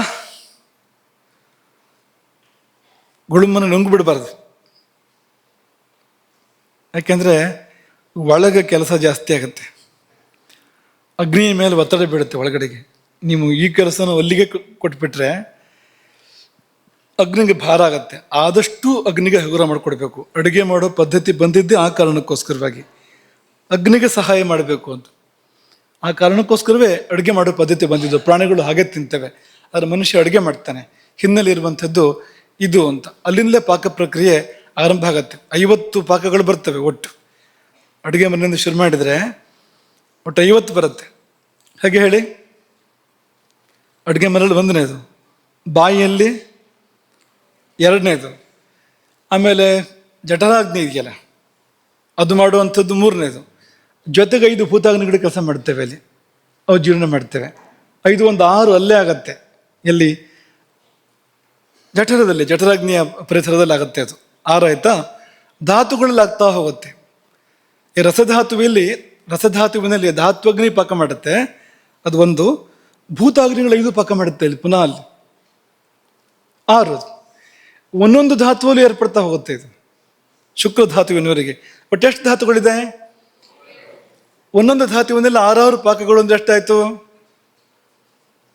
7 6 42 ಅಲ್ಲೇ ಆಯ್ತು. ಜಠರಾಗ್ನಿಯಲ್ಲಿ 6 ಇದೆ, 48 ಆಯ್ತು. ಅಡುಗೆ ಮನೆಯದೊಂದು, ಬಾಯಲ್ಲೊಂದು, ಒಂದು 50 ಹಂತಗಳು ಅಂತ. ನೀವು ಅಡುಗೆ ಮನೆಯನ್ನು ಪ್ರಾರಂಭ ಮಾಡಿದರೆ ಅದು ಶುಕ್ರ ಧಾತುವಾಗಿ ಪರಿವರ್ತನೆ ಆಗುವಾಗ 50 ಹಂತಗಳು ಅಂತ, 50 ಸರ್ತಿ ಅಡುಗೆ ಆಗುತ್ತೆ ಅಂತ. ಈ ಪ್ರತಿಯೊಂದು ಕೂಡ ಪಾಕವೇ ಅಂತ. ಇಷ್ಟಾಗಿ ಆ ಶುಕ್ರ ಧಾತು ಸಿದ್ಧ ಆಗುವಂಥದ್ದು. ಆ ಒಂದೊಂದು ಧಾತುಗೂ ಕೂಡ ಇಷ್ಟು ಪ್ರಕ್ರಿಯೆ ನಡೆದು ಸಿದ್ಧ ಆಗುವಂಥದ್ದು ಅನ್ನೋದು ನಮ್ಮ ಮನಸ್ಸಲ್ಲಿ ಇಟ್ಕೊಳ್ಬೇಕು ಅಂತ. ಬರೀ ಸುಮ್ಮನೆ ಅಲ್ಲ ಊಟ ಮಾಡೋದು ಅಥವಾ ದೇಹ ನಿರ್ಮಾಣ ಆಗೋದು ಅಂದರೆ ಎಷ್ಟು ಕೆಲಸ ಇದೆ ನೋಡಿ. ಇದು ಪ್ರಾಣದ ಪಾಲಾಯಿತು. ಪ್ರಾಣ ಕೋಷ್ಠಕ್ಕೆ ತಳ್ಳತ್ತಲ್ವಾ, ಎದೆವರೆಗೆ ಬರುತ್ತೆ, ಇಲ್ಲಿವರೆಗೆ ಬರುತ್ತೆ, ಅಲ್ಲಿಂದ ಕೋಷ್ಠಕ್ಕೆ ಅದನ್ನು ತಳ್ಳತ್ತೆ ಪ್ರಾಣ. ಸ್ವೀಕಾರ ಮಾಡೋರು ಯಾರು? ಅಲ್ಲಿ ಇವರು ಕಳಿಸ್ಕೊಡ್ತಾರೆ. ಅಲ್ಲಿ ಸ್ವಾಗತ ಮಾಡೋರು ಯಾರು? ಸಮಾನವಾಯು. ಸಮಾನಃ ಅಗ್ನಿ ಸಮೀಪಸ್ಥ ಕೋಷ್ಠೇ ಚರತಿ ಸರ್ವತಃ. ಸಮಾನ ಅದರ ಸ್ಥಾನವೇ ಅದು. ಸಮಾನೋ ನಾಭಿಮಂಡಲೇ. ನಾಭಿಮಂಡಲವೇ, ನಾಭಿ ಅಲ್ಲ, ನಾಭಿಮಂಡಲ ಅದು ಸಮಾನದ ಸ್ಥಾನ. ಹಾಗಾಗಿ ಸಮಾನವು ಸ್ವೀಕಾರ ಮಾಡುತ್ತೆ, ಅದನ್ನು ಪ್ರಾಣ ಕೊಟ್ಟಿದ್ದನ್ನು ಸ್ವೀಕಾರ ಮಾಡುತ್ತೆ. ಮಾಡಿ ಏನು ಮಾಡುತ್ತೆ? ಅನ್ನಂ ಗೃಹಾತಿ, ಪಚತಿ, ವಿವೇಚಯತಿ, ಮುಂಚತಿ. ಅನ್ನವನ್ನು ಸ್ವೀಕರಿಸೋದು, ಪಾಕ ಮಾಡುವಂಥದ್ದು. ಸಮಾನ ಈ ಜಠರಾಗ್ನಿಯ ಜೊತೆ ಸೇರಿಕೊಂಡು ಪಾಕ ಮಾಡುವಂಥದ್ದು. ವಿವೇಚಯತಿ, ಸಾರ ಕಿಟ್ಟಗಳನ್ನು ಬೇರೆ ಮಾಡುವಂಥದ್ದು. ಮುಂಚತಿ, ಮುಂದಕ್ಕೆ ಕಳಿಸ್ಕೊಡ್ಬೇಕು. ಅದನ್ನು ಸಾರವನ್ನು ಮುಂದಕ್ಕೆ ಕಳಿಸ್ಕೊಡ್ಬೇಕು, ಕಿಟ್ಟವನ್ನು ಕೂಡ ಮುಂದಕ್ಕೆ ಕಳಿಸ್ಕೊಡ್ಬೇಕು. ಬೇರೆ ಬೇರೆ ಕಡೆ ಹೋಗ್ಬೇಕು ಎರಡು ಕೂಡ. ಹಾಗಾಗಿ ಅನ್ನಂ ಗೃಹಾತಿ ಪಚತಿ ವಿವೇಚಯತಿ ಮುಂಚತಿ, ಇಷ್ಟು ಕಾರ್ಯವನ್ನು ಕೂಡ ಸಮಾನ ವಾಯು ಅದು ಜಠರ ಪರಿಸರದಲ್ಲಿ ಇದ್ಕೊಂಡು ಮಾಡುತ್ತೆ. ಒಂದು ಚಿಕ್ಕ ಪ್ರಕ್ರಿಯೆಯನ್ನು ಹೇಳ್ತಾರೆ ಅಲ್ಲಿ. ತದ್ರವೈರ್ ಭಿನ್ನ ಸಂಘಾತಂ. ಈ ಏನು ಕೋಷ್ಠಕ್ಕೆ ಬಂದಿದ್ದ ಆಹಾರ ಅದು ದ್ರವದ ಕಾರಣದಿಂದಾಗಿ ಭಿನ್ನ ಸಂಘಾತಂ, ಶಿಥಿಲಾಗಿದೆ, ಸಡಿಲಾಗಿದೆ. ಅದು ಊಟ ಮಾಡುವಾಗ ಈಗ ಚಕ್ಕಲಿ ಅಂತ ಅನ್ಕೊಳ್ಳಿ, ಗಟ್ಟಿ ಇರುತ್ತಲ್ವಾ, ಆದರೆ ಒಳಗೆ ಹೋದಾಗ ಹಾಗಿರೋದಿಲ್ಲ. ಅದು ದ್ರವ ಸೇರ್ಕೊಡುತ್ತೆ, ಇಲ್ಲೇ ದ್ರವ ಸೇರ್ಕೊಡುತ್ತೆ, ಅಲ್ಲೂ ಪುನಃ ಸೇರ್ಕೊಡುತ್ತೆ ಒಳಗಡೆಗೆ. ಈ ದ್ರವಗಳ ಕಾರಣಕ್ಕೆ ಭಿನ್ನ ಸಂಘಾತಂ, ಅದು ಒಡೆಯುತ್ತೆ, ಸಡಿಲಾಗತ್ತೆ. ಅದು ಸ್ನೇಹೇನ ಮೃದುತಾಂಗತಂ, ಅಲ್ಲಿರ್ತಕ್ಕಂಥ ಜಿಡ್ಡಿನಂಶ ಏನಿದೆ, ಜಿಡ್ಡಿನಂಶದ ಕಾರಣಕ್ಕೆ ಮೃದುವಾಗುತ್ತೆ ಅದು. ಇಷ್ಟಾದ ಮೇಲೆ ಈ ಅಗ್ನಿಯನ್ನು ಸಮಾನ ಉರಿಸುತ್ತೆ. ಸಮಾನೇನ ಅವಧೂತಃ ಅಗ್ನಿ ಉದರ್ಯ ಪವನೋದ್ವಹ. ಈ ಸಮಾನ ವಾಯುವಿನಿಂದ ಊದಲ್ಪಟ್ಟ, ವರ್ಧಿಸಲ್ಪಟ್ಟ ಉದರ್ಯ ಅಗ್ನಿ, ಜಠರಾಗ್ನಿ ಏನಿದೆ ಅದು ಸರಿಯಾಗಿ ಪಾಕಗೊಳಿಸುತ್ತೆ ಆಹಾರವನ್ನು. ಆಯುರ್ವಿವೃದ್ಧಯೇ, ಆಯುಸ್ಸು ಹೆಚ್ಚಾಗಲಿ ಅಂತ ಸಂಕಲ್ಪ ಮಾಡಿಕೊಂಡು, ಬದುಕಿ ಬಾಳಲಿ ಇವನು ಅಂತ ಸಂಕಲ್ಪ ಮಾಡಿಕೊಂಡು ಆ ಜಠರಾಗ್ನಿ ಸರಿಯಾಗಿ ಜೀರ್ಣ ಮಾಡುತ್ತೆ. ಯಾವಾಗ ಅಂದರೆ ಕಾಲೇ ಭುಕ್ತಂ, ಸಮಂ ಭುಕ್ತಂ, ಸಮ್ಯಕ್ ಭುಕ್ತಂ, ಎಷ್ಟು ಆಗಿರ್ಬೇಕದು. ಅದು ಕಾಲೇ ಭುಕ್ತವಾಗಿದ್ದರೆ ಕಾಲ ಸಹಕಾರ ಇರಬೇಕಲ್ಲಿ. ಹಾಗೆ ಸಮಂ ಭುಕ್ತಂ, ವಿಷಮ ಆಗಿ ಭೋಜನ ಮಾಡಿರಬಾರದು. ಕಡಿಮೆಯೂ ಅಲ್ಲ ಹೆಚ್ಚು ಅಲ್ಲ, ಎಷ್ಟು ಬೇಕು ಅಷ್ಟು ಭೋಜನ ಮಾಡಿರಬೇಕು. ಸಮ್ಯಕ್ ಭುಕ್ತಂ, ಸರಿಯಾಗಿ ಊಟ ಮಾಡಿರಬೇಕು. ಮುಂದಕ್ಕೆ ಬರುತ್ತೆ ಅದು ಹೇಗೆ ಅಂತ. ಹೀಗೆಲ್ಲ ಭುಕ್ತವಾಗಿದ್ದರೆ, ಹೀಗೆ ಊಟ ಮಾಡಿದರೆ ಆಯುರ್ವಿವೃದ್ಧಯೇ, ಆಯುಸ್ ಹೆಚ್ಚಾಗಲಿ ಅಂತ ಹರಸಿ ಇದು ಅದನ್ನು ಪಚನ ಮಾಡುತ್ತೆ. ಅದಕ್ಕೆ ಉದಾಹರಣೆ ಏನು ಕೊಡ್ತಾರೆ ಅಂದರೆ, ಸ್ಥಾಲ್ಯಾಂ ಓದನಾಯ ಅಂಬುತಂಡುಲಂ ಯಥಾ ಅಂತ. ಸ್ಥಾಲ್ಯಾಂ ಪಾತ್ರೆಯಲ್ಲಿ ಅಂಬುತಂಡುಲ ಅಂದರೆ ನೀರು ಮತ್ತು ಅಕ್ಕಿಯನ್ನು ಅಡುಗೆ ಮನೆ ಬೆಂಕಿ ಹೇಗೆ ಬೇಯಿಸುತ್ತೋ ಹಾಗೆ, ಅದೇ ಥರ ಕೆಳಗೆ ಬೆಂಕಿ ಇದೆ, ಮೇಲೆ ಪಾತ್ರೆ ಇದೆ, ಅದರೊಳಗೆ ನೀರಿದೆ, ಅಕ್ಕಿ ಇದೆ ಅಲ್ವಾ. ಹಾಗೆ ಎಲ್ಲಿ ಕೂಡ ಅಧಸ್ಥ ಅಗ್ನಿ ಕೆಳಗಿರುತ್ತೆ. ಅದು ಆಮಾಶಯ ಮೇಲಕ್ಕಿದೆ, ಅದಕ್ಕಿಂತ ಅಲ್ಲಿಗೆ ಬಂದಿರುತ್ತೆ ಆಹಾರ. ಅದೊಂದು ಪಾತ್ರೆ ಅಂತ ಅಂದ್ಕೊಳ್ಳಿ ನೀವು. ಅಲ್ಲಿ ದ್ರವವೂ ಇದೆ, ಘನವೂ ಇದೆ. ದ್ರವದಲ್ಲಿ ನೆನೆಯಲ್ಪಟ್ಟಿದೆ ಘನ ಅನ್ನುವಂಥದ್ದು, ಆಹಾರ ಎನ್ನುವಂಥದ್ದು. ಅದನ್ನು ಪಕ್ಕ ಒಲೆ ಮೇಲೆ ಹೇಗೆ ನಾವು ನೀರಲ್ಲಿ ಅಕ್ಕಿಯನ್ನು ಬೇಯಿಸ್ತೀವೋ ಅದೇ ರೀತಿಯಾಗಿ ಪಚತಿ ಅಗ್ನಿಹಿ ಎಂಬುದಾಗಿ ಚರಕರು ಹೇಳಿದರು. ಸ್ಥಾಲ್ಯಾಂ ಓದನಾಯ ಅಂಬುತಂಡುಲಂ. ಇದನ್ನೇ ಅಷ್ಟಾಂಗ ಹೃದಯ ಕೂಡ ಔದರ್ಯೋಗ್ನಿ ಯಥಾ ಬಾಹ್ಯ ಅಗ್ನಿ ಸ್ಥಾಲೀಸ್ಥಂ ತ್ವಯತಂಡುಲಂ. ಪಾತ್ರದಲ್ಲಿರ್ತಕ್ಕಂಥ ನೀರು ಅಕ್ಕಿನ ಹೇಗೂ ಆ ರೀತಿಯಲ್ಲಿ ಬೇಯಿಸುತ್ತೆ ಅಂತ ಅಷ್ಟಾಂಗ ಹೃದಯವು ಕೂಡ ಇದನ್ನೇ ಹೇಳಿದೆ. ಹಾಗಾಗಿ ಇದು ಹೊಟ್ಟೆಯೊಳಗೊಂದು ಅಡುಗೆ ಮನೆ. ಮುಂದೆ ಏನಾಗುತ್ತೆ? ಪ್ರಾಣದ ಕಾರ್ಯ ಆಯಿತು, ಕೃಕರದ ಕಾರ್ಯ ಆಯಿತು, ಪ್ರಾಣದ ಕಾರ್ಯ ಆಯಿತು, ಸಮಾನದ ಕಾರ್ಯ ಆಯಿತು, ಜಠರಾಗ್ನಿಯ ಕಾರ್ಯವೂ ಕೂಡ ಆಯಿತು. ಮುಂದೆ ಏನಾಗುತ್ತೆ ಅಂದರೆ ವ್ಯಾನ ಬರುತ್ತೆ. ವ್ಯಾನ್ ಬರುತ್ತಲ್ವಾ, ಕರ್ಕೊಂಡು ಹೋಗೋಕ್ಕೆ ಬಿಡೋಕ್ಕೆಲ್ಲ ವ್ಯಾನ್ ಬರುತ್ತಲ್ವಾ. ಈ ವ್ಯಾನ್ ಇದ್ದಾಗ ವ್ಯಾನ ಅಂತ, ಹೆಚ್ಚಿಗೆ ವ್ಯತ್ಯಾಸ ಏನೂ ಇಲ್ಲ. ಇಲ್ಲಿಂದ ಹೋಗಿರೋನಾಗಿದೆ ಶಬ್ದ ಅದು ಅಂತ. ಈ ವ್ಯಾನ ಅನ್ನೋದು ಎಲ್ಲ ವಾಯುಗಳ ಪೈಕಿಯಲ್ಲಿ ಅತ್ಯಂತ ಹೆಚ್ಚು ವೇಗವನ್ನು ಹೊಂದಿದ ವಾಯು. ಅದು ಮಹಾಜವಹ ಅಂತ ಕರೀತಾರೆ ಅದನ್ನು. ಅದರಷ್ಟು ವೇಗ ಬೇರೆ ಯಾವ ವಾಯುವಿಗೆ ಇಲ್ವಂತೆ, ವ್ಯಾನಕ್ಕೆ ಇರುವಂತೆ. ಹಾಗೆ ವ್ಯಾನ್ ಅಂದರೆ ಆ ವೇಗ ಇದೆ ಅದಕ್ಕೆ ಅಂತ ಒಂದು. ಇನ್ನೊಂದು ವ್ಯಾನಃ ಸರ್ವಶರೀರಕಃ ಅಂತ. ಉಳಿದದಕ್ಕೆಲ್ಲ ವ್ಯಾಪ್ತಿ ಇದೆ. ಯಾವುದೋ ಇಲ್ಲಿಂದ ಡೆಲಿವರಿ ಮಾಡುತ್ತೆ, ಯಾವುದೋ ಕಂಠದಲ್ಲಿ ಮಾಡುತ್ತೆ, ಯಾವುದೋ ಕೆಳಗಡೆ ಮಾಡುತ್ತೆ, ಹೀಗೆಲ್ಲ ವ್ಯಾಪ್ತಿ ಇದೆ ಅದಕ್ಕೆ. ಆದರೆ ವ್ಯಾನಕ್ಕೆ ಸರ್ವಶರೀರ ವ್ಯಾಪ್ತಿ. ಯಾಕೆ ಸರ್ವಶರೀರ ವ್ಯಾಪ್ತಿ ಅಂದರೆ ಈ ಅನ್ನ ರಸ ಇದೆಯಲ್ಲ, ಆಹಾರ ರಸ ಇದೆಯಲ್ಲ, ಅದನ್ನು ಎಲ್ಲ ಕಡೆ ತಗೊಂಡೋಗಿ ಮುಡಿಸೋದು ವ್ಯಾನ. ಸಾರವನ್ನು ಸ್ವೀಕರಿಸಿ ಸಮಾನ ಈ ಸಾರ ಕಿಟ್ಟಗಳನ್ನು ಬೇರೆ ಮಾಡಿದ ನಂತರ, ಜಠರಾಗ್ನಿಯ ಪಾಕದಲ್ಲಿ ಸಮಾನ ಸಾರ ಕಿಟ್ಟಗಳನ್ನು ಬೇರೆ ಮಾಡಿದ ನಂತರ ಆ ಸಾರವನ್ನು ಸ್ವೀಕರಿಸಿ ಅದನ್ನು ಎಲ್ಲ ಕಡೆ ತಗೊಂಡೋಗಿ ಧಾತುಗಳನ್ನು ತರ್ಪಣ ಮಾಡೋದು, ಧಾತುಗಳಿಗೆ ತೃಪ್ತಿಪಡಿಸುವಂಥದ್ದು ವ್ಯಾನವಾಯುವಿನ ಕೆಲಸ. ಹಾಗಾಗಿ ವೇಗ ಮತ್ತು ಸಾಗಾಣಿಕೆ ಎರಡೂ ಇದೆ. ಸಾಗಾಣಿಕೆ ಅಂದರೆ ಏನು? ಸರ್ವತ್ರ ಆಪಾದ ಮಸ್ತಕ ಅದಕ್ಕೆ ಆ ಕೆಲಸ ಮಾಡುತ್ತೆ ಅದು ಅಂತ. ವಿಭಜ್ಯ ಚ ಅನ್ನಸ್ಯ ಕಿಟ್ಟಾತ್ ಸಾರಂ ತೇನ ಕ್ರಮಶೋ ಧಾತೂ ಸ್ತರ್ಪಯತಿ. ಇದು ಅಷ್ಟಾಂಗ ಸಂಗ್ರಹ. ಇಂದುಕೃತ ವ್ಯಾಖ್ಯಾ ಶಶಿಲೇಖ ಅಂತ ವ್ಯಾಖ್ಯೆ ಅದು. ಅಲ್ಲಿ ಸಏವಚ ವ್ಯಾನಃ ಅನ್ನಸ್ಯ ಸಂಬಂಧಿ ಸಾರಂ ಕಿಟ್ಟಾದ್ ವಿಭಜ್ಯ ಪಥಕೃತ್ಯ ತೇನ ಅನ್ನಸಾರೇಣ ಧಾತೂನ್ ರಸಾದೀನ್, ರಸ ರಕ್ತ ಮಾಂಸ ಇತ್ಯಾದಿಗಳು ತರ್ಪೇತಿ. ಹೇಗೆ ಸಾಧ್ಯ ಆಗುತ್ತೆ ಅಂದರೆ ಕೃತ್ಸ್ನ ದೇಹಚರಃ, ಇಡೀ ಶರೀರದಲ್ಲಿ ಸಂಚಾರ ಮಾಡುತ್ತೆ ಅದು ವ್ಯಾನಃ. ರಸ ಸಂವಹನೋದ್ಯತಃ, ಯಾವಾಗಲೂ ಈ ರಸ ಸಂವಹನಕ್ಕೆ ಅದು ಕಾಯ್ಕೊಂಡು ಕೂತಿರುತ್ತೆ ಅಂತೆ. ಉದ್ಯತಃ ಅಂತ, ಎಷ್ಟು ಹೊತ್ತಿಗೆ ಬರುತ್ತೆ ಅಂತ, ಬಂದು ಕೂಡಲೇ ತಗೊಂಡು ಹೊರಡ್ತು ಅಂತ ಲೆಕ್ಕ ಎಲ್ಲ ಕಡೆಗೆ. ಹಾಗಾಗಿ ಇದೇನಾದ್ರು ಎಡವಟ್ಟಾಯಿತು ಅಂದರೆ ವ್ಯಾನ ತಲುಪೋದಿಲ್ಲ ಅಂತ, ತಲುಪಬೇಕಾದಲ್ಲಿಗೆ ಅನ್ನರಸ ಎಲ್ಲಿ ತಲುಪಬೇಕೋ ಅಲ್ಲಿಗೆ ತಲುಪದೆ ಹೋಗ್ಬಿಡುತ್ತೆ. ಇದು ವ್ಯಾನದ ಕೆಲಸ. ವ್ಯಾನಕ್ಕೆ ಇನ್ನೂ ಬೇರೆ ಬೇರೆ ಕೆಲಸಗಳಿದೆ, ಮುಖ್ಯವಾಗಿರೋದು ಕೆಲಸ ಇದು. ಇನ್ನು ಅಪಾನದ ಕೆಲಸ ಏನು ಅಂದರೆ ಕಿಟ್ಟ ಒಳಗಡೆ ಉಳಿತಲ್ಲ, ಸಾರವನ್ನು ವ್ಯಾನ ತಗೊಂಡೋಯ್ತು, ಕಿಟ್ಟ ಉಳಿತಲ್ಲ. ಕಿಟ್ಟ ಏನು ಮಾಡೋದು? ಒಳಗಿದ್ರೆ ತೊಂದರೆ ಅದು. ಯಾಕೆಂದರೆ ಬೇಡ ಅಂತ ಬಿಟ್ಟಿರುವಂಥದ್ದು, ಶರೀರಕ್ಕೆ ಇದು ಅನುಕೂಲ ಅಲ್ಲ, ಹಿತ ಅಲ್ಲ, ಬೇಡ ಅಂತ ಅಗ್ನಿ ಅದನ್ನು ಬಿಟ್ಟಿರುವಂಥದ್ದು. ಇದು ಆದರ್ಶವಾದ ಪರಿಸ್ಥಿತಿಯಲ್ಲಿ. ಅನಾದರ್ಶವಾದ ಪರಿಸ್ಥಿತಿಯಲ್ಲಿ ಆಮ ಅಂದರೆ ಅದನ್ನು ಪಚನ ಮಾಡಬೇಕಾಗಿತ್ತು, ಪಚನ ಮಾಡೋಕ್ಕಾಗಿಲ್ಲ, ಅದಕ್ಕೆ ಅಗ್ನಿಗೆ ಅಷ್ಟು ಶಕ್ತಿ ಇಲ್ಲ. ಅದು ಹಾಗಾಗಿ ಪಚನ ಮಾಡದೆ ಬಿಟ್ಬಿಟ್ಟಿದೆ. ಅದಂತೂ ವಿಷವೇ ಇದು. ಯಾವುದು ಪಾಕಗೊಂಡಿಲ್ಲ ಸರಿಯಾಗಿ ಅದಂತೂ ಪಕ್ಕ ವಿಷವೇ ಅದು. ಅದು ಒಳಗಿರಬಾರ್ದು. ಯಾವುದೇ ಕಾರಣಕ್ಕೂ ಅದನ್ನು ಹೊರಗೆ ಹಾಕಬೇಕು. ಆ ಕಾರ್ಯವನ್ನು ಅಪಾನ ಮಾಡುತ್ತೆ. ಅಪಾನದ ವ್ಯಾಪ್ತಿ ಕೂಡ ಕೆಳಗೆ ಬಂತು. ಹಾಗಾಗಿ ಏನನ್ನೇ ಕೆಳಮುಖವಾಗಿ ಹೊರ ಹಾಕೋದಿದ್ರೂ ಅದು ಅಪಾನವೇ ಮಾಡಬೇಕು. ಅದರ ಗತಿ ಅಧೋಮುಖ. ಅಪಾನದ ಗತಿ ಅಧೋಮುಖ. ಹಾಗಾಗಿ ಆ ಕಾರ್ಯವನ್ನು ಬೇರೆ ಯಾರೂ ಮಾಡೋಕ್ಕಾಗೋದಿಲ್ಲ. ಆ ಕಾರ್ಯವನ್ನು ಅಪಾನವೇ ಮಾಡಬೇಕು. ಅಪಾನಃ ಅಪಾನಗಃ ಶ್ರೋಣಿ ಬಸ್ತಿ ಮೇಢ್ರ ಊರು ಗೋಚರ. ಏನೆಲ್ಲ ಹೊರಗೆ ಹಾಕತ್ತೆ ಅಂದರೆ ಶುಕ್ರ, ಆರ್ತವ, ಶಕೃತ್. ಶಕೃತ್ ಅಂದರೆ ಈ ದೇಹಮಲ, ಮೂತ್ರ, ಗರ್ಭ, ಪ್ರಸವ ಕೂಡ ಇದರಿಂದಲೇ ಅಪಾನ ವಾಯುವಿನ ಕಾರಣದಿಂದಲೇ ಪ್ರಸವ ಏರ್ಪಡುವಂಥದ್ದು. ಇಲ್ಲದೆ ಪ್ರಸವ ಕೂಡ ಆಗೋದಿಲ್ಲ. ಹಾಗಾಗಿ ಇದೆಲ್ಲವನ್ನು ಕೂಡ ಅಪಾನ ವಾಯು ಏರ್ಪಡಿಸುತ್ತೆ. ಅಪಾನಃ ಕಾಲೇ ಕರ್ಷಿತ ಚಾಪ್ಯತಃ, ಕೆಳಗೆ ಸೆಳೆಯುತ್ತೆ ಅಪಾನ. ಯಾವುದನ್ನು?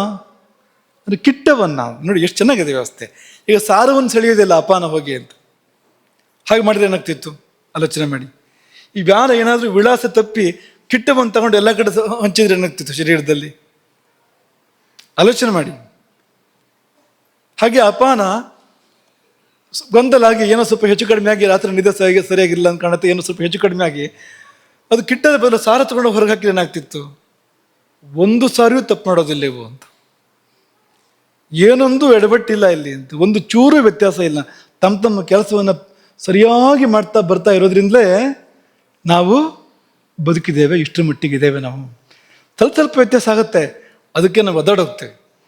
ಸಣ್ಣ ಪುಟ್ಟ ಏರ್ಪೇರ್ ಆದರೆ ನಮಗೆ ಸಾಕಾಗುತ್ತೆ ತಡ್ಕೊಳ್ಳೋಕೆ. ಅದು ನಾನು ಇನ್ನೇನಾದ್ರು ಅದ್ಲು ಬದಲು ಆಗಿಬಿಟ್ರೆ ಮುಗೀತು ಕತೆ ಅಂತ. ಆದರೆ ಮಾಡೋದೇ ಇಲ್ಲ ಹಾಗೆ. ಅವು ತುಂಬ ವ್ಯವಸ್ಥಿತವಾಗಿ ಅವು ಕೆಲಸ ಮಾಡ್ತೇವೆ. ಆಯಿತು, ಈ ಉದಾಹರಣಕ್ಕೆ ಪಾತ್ರವೇ ಇಲ್ವಾ? ಹಾಗಾದರೆ ಮುಗಿದೋಯ್ತಲ್ಲ. ವಿಲೇವಾರಿ ಕೂಡ ಆಗೋಯ್ತು. ಕಸ ಗುಡಿಸಿ ವ್ಯವಸ್ಥೆ ಸ್ವಚ್ಛ ಮಾಡಿ ಆಗೋಯ್ತು.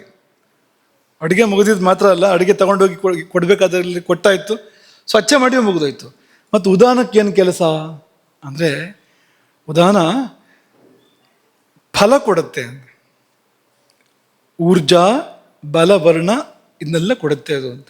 ಉಪಚಯ ಇದನ್ನೆಲ್ಲ ಕೊಡುತ್ತೆ. ಬಲವರ್ಣ ಅಧಿಕರ್ಮಚ ಅಂತ. ಈ ಊಟದಿಂದ ಏನಾಗಬೇಕು? ಆಹಾರದಿಂದ ಬಲ ಬರಬೇಕು, ಬಣ್ಣ ಬರಬೇಕು, ಊರ್ಜೆ ಬರಬೇಕು.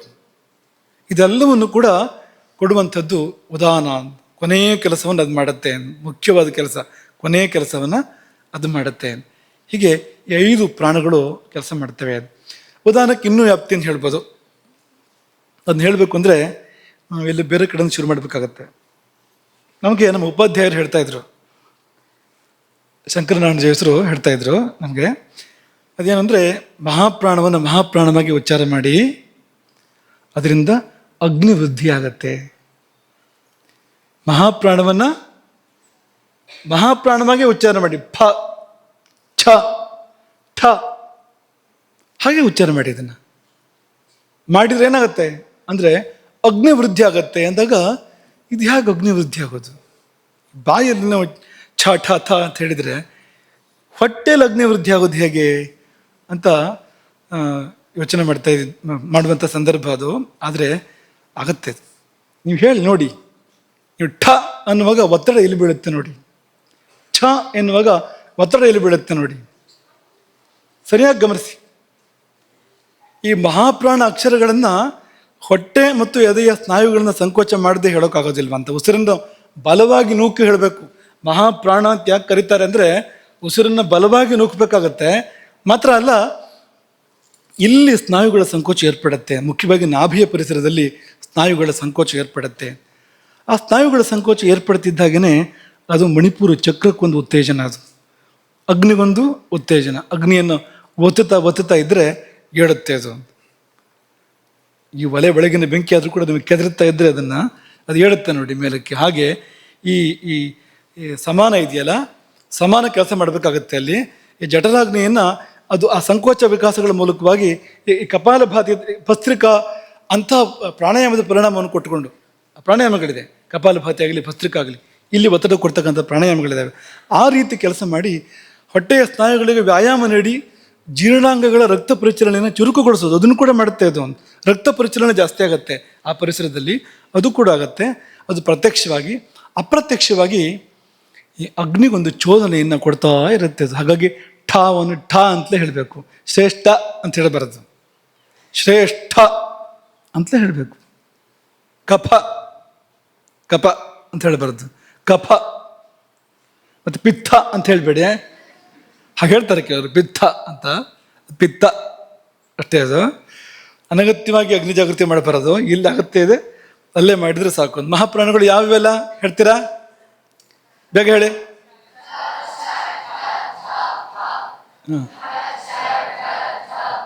ಹಾಂ ಆಯ್ತಾ?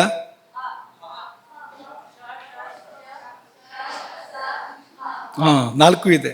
ಶೆಲ್ ಅಂತ ಹೇಳ್ತೇವಲ್ವಾ, ಶೆಲ್ ಅಲ್ಲ, ಶೆಲ್ ಇದು. ಆ ಶೆಲ್, ಆ ಶಶ ಸಾಹಗಳು ಅದು ಕೂಡ ಮಹಾಪ್ರಾಣಗಳೇನು. ಇವೆಲ್ಲ ಮಹಾಪ್ರಾಣಾಕ್ಷರಗಳು. ಇವುಗಳನ್ನು ಈಗ ಶಾನ ಸಾ ಮಾಡಬಾರ್ದು, ಸಾನ್ ಶಾ ಮಾಡಬಾರ್ದು, ಶಾನ ಶಾ ಬಗ್ಗೆ ಹೇಳಬೇಕು, ಶಾ ಮಾಡಬಾರ್ದು. ಅದನ್ನು ಶಂಕರ ಬೇರೆ ಷಣ್ಮುಖ ಬೇರೆ, ಅಪ್ಪನನ್ನು ಮಗನನ್ನು ಮಾಡಬಾರ್ದು, ಮಗನನ್ನು ಅಪ್ಪನನ್ನು ಮಾಡಬಾರ್ದು, ಸರಿಯಾಗಿ ಹೇಳಬೇಕು ಅನ್ನೆಲ್ಲ ಅಂತ. ಹಾಗೆ ಹೇಳಿದಾಗ ಆಗುವ ಅಪ್ರತ್ಯಕ್ಷ ಲಾಭ ಏನು ಅಂದರೆ ಅಗ್ನಿ ಜಾಗೃತಿ. ಅದೊಂದಾಯಿತು ಅಂದರೆ ಎಲ್ಲ ಸಮಸ್ಯೆಗಳ ಪರಿಹಾರ, ಸಮಸ್ತ ರೋಗಗಳ ಪರಿಹಾರ, ದೋಷಗಳ ಪರಿಹಾರ, ಆರೋಗ್ಯ ಪ್ರಾಪ್ತಿ, ಪಾಪ ಪರಿಹಾರ. ಅಗ್ನಿ ಜಾಗೃತಿ ಆದರೆ ಪಾಪವನ್ನು ಕೂಡ ಪರಿಹಾರ ಮಾಡುತ್ತೆ.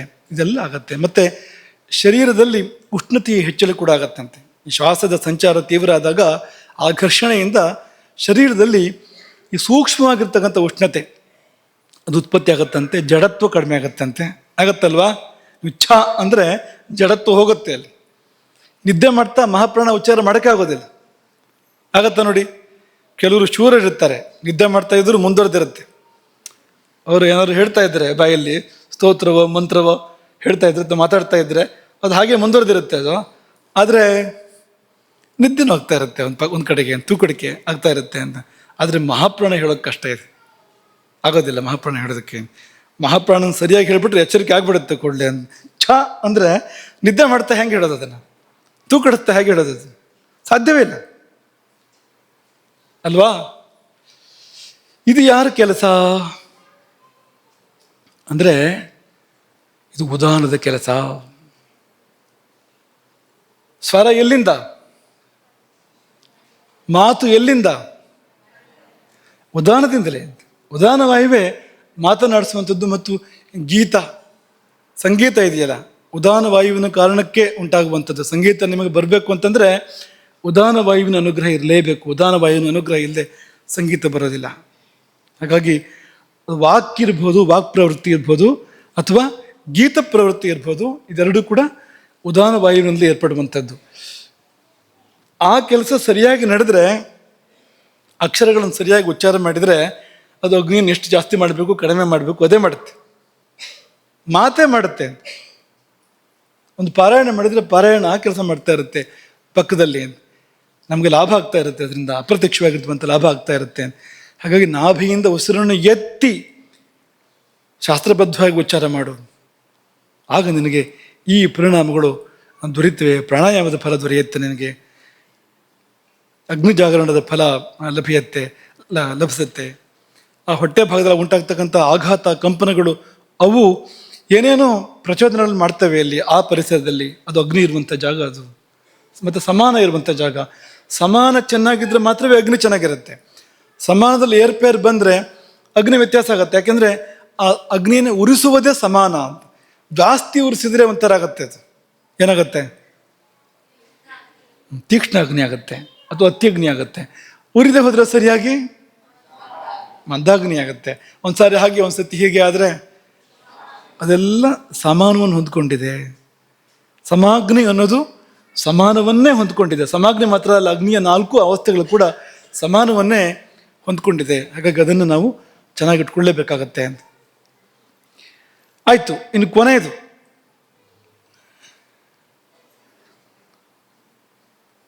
ಊಟ ಸಾಕು ಅಂತ ಯಾರು ಹೇಳೋರು?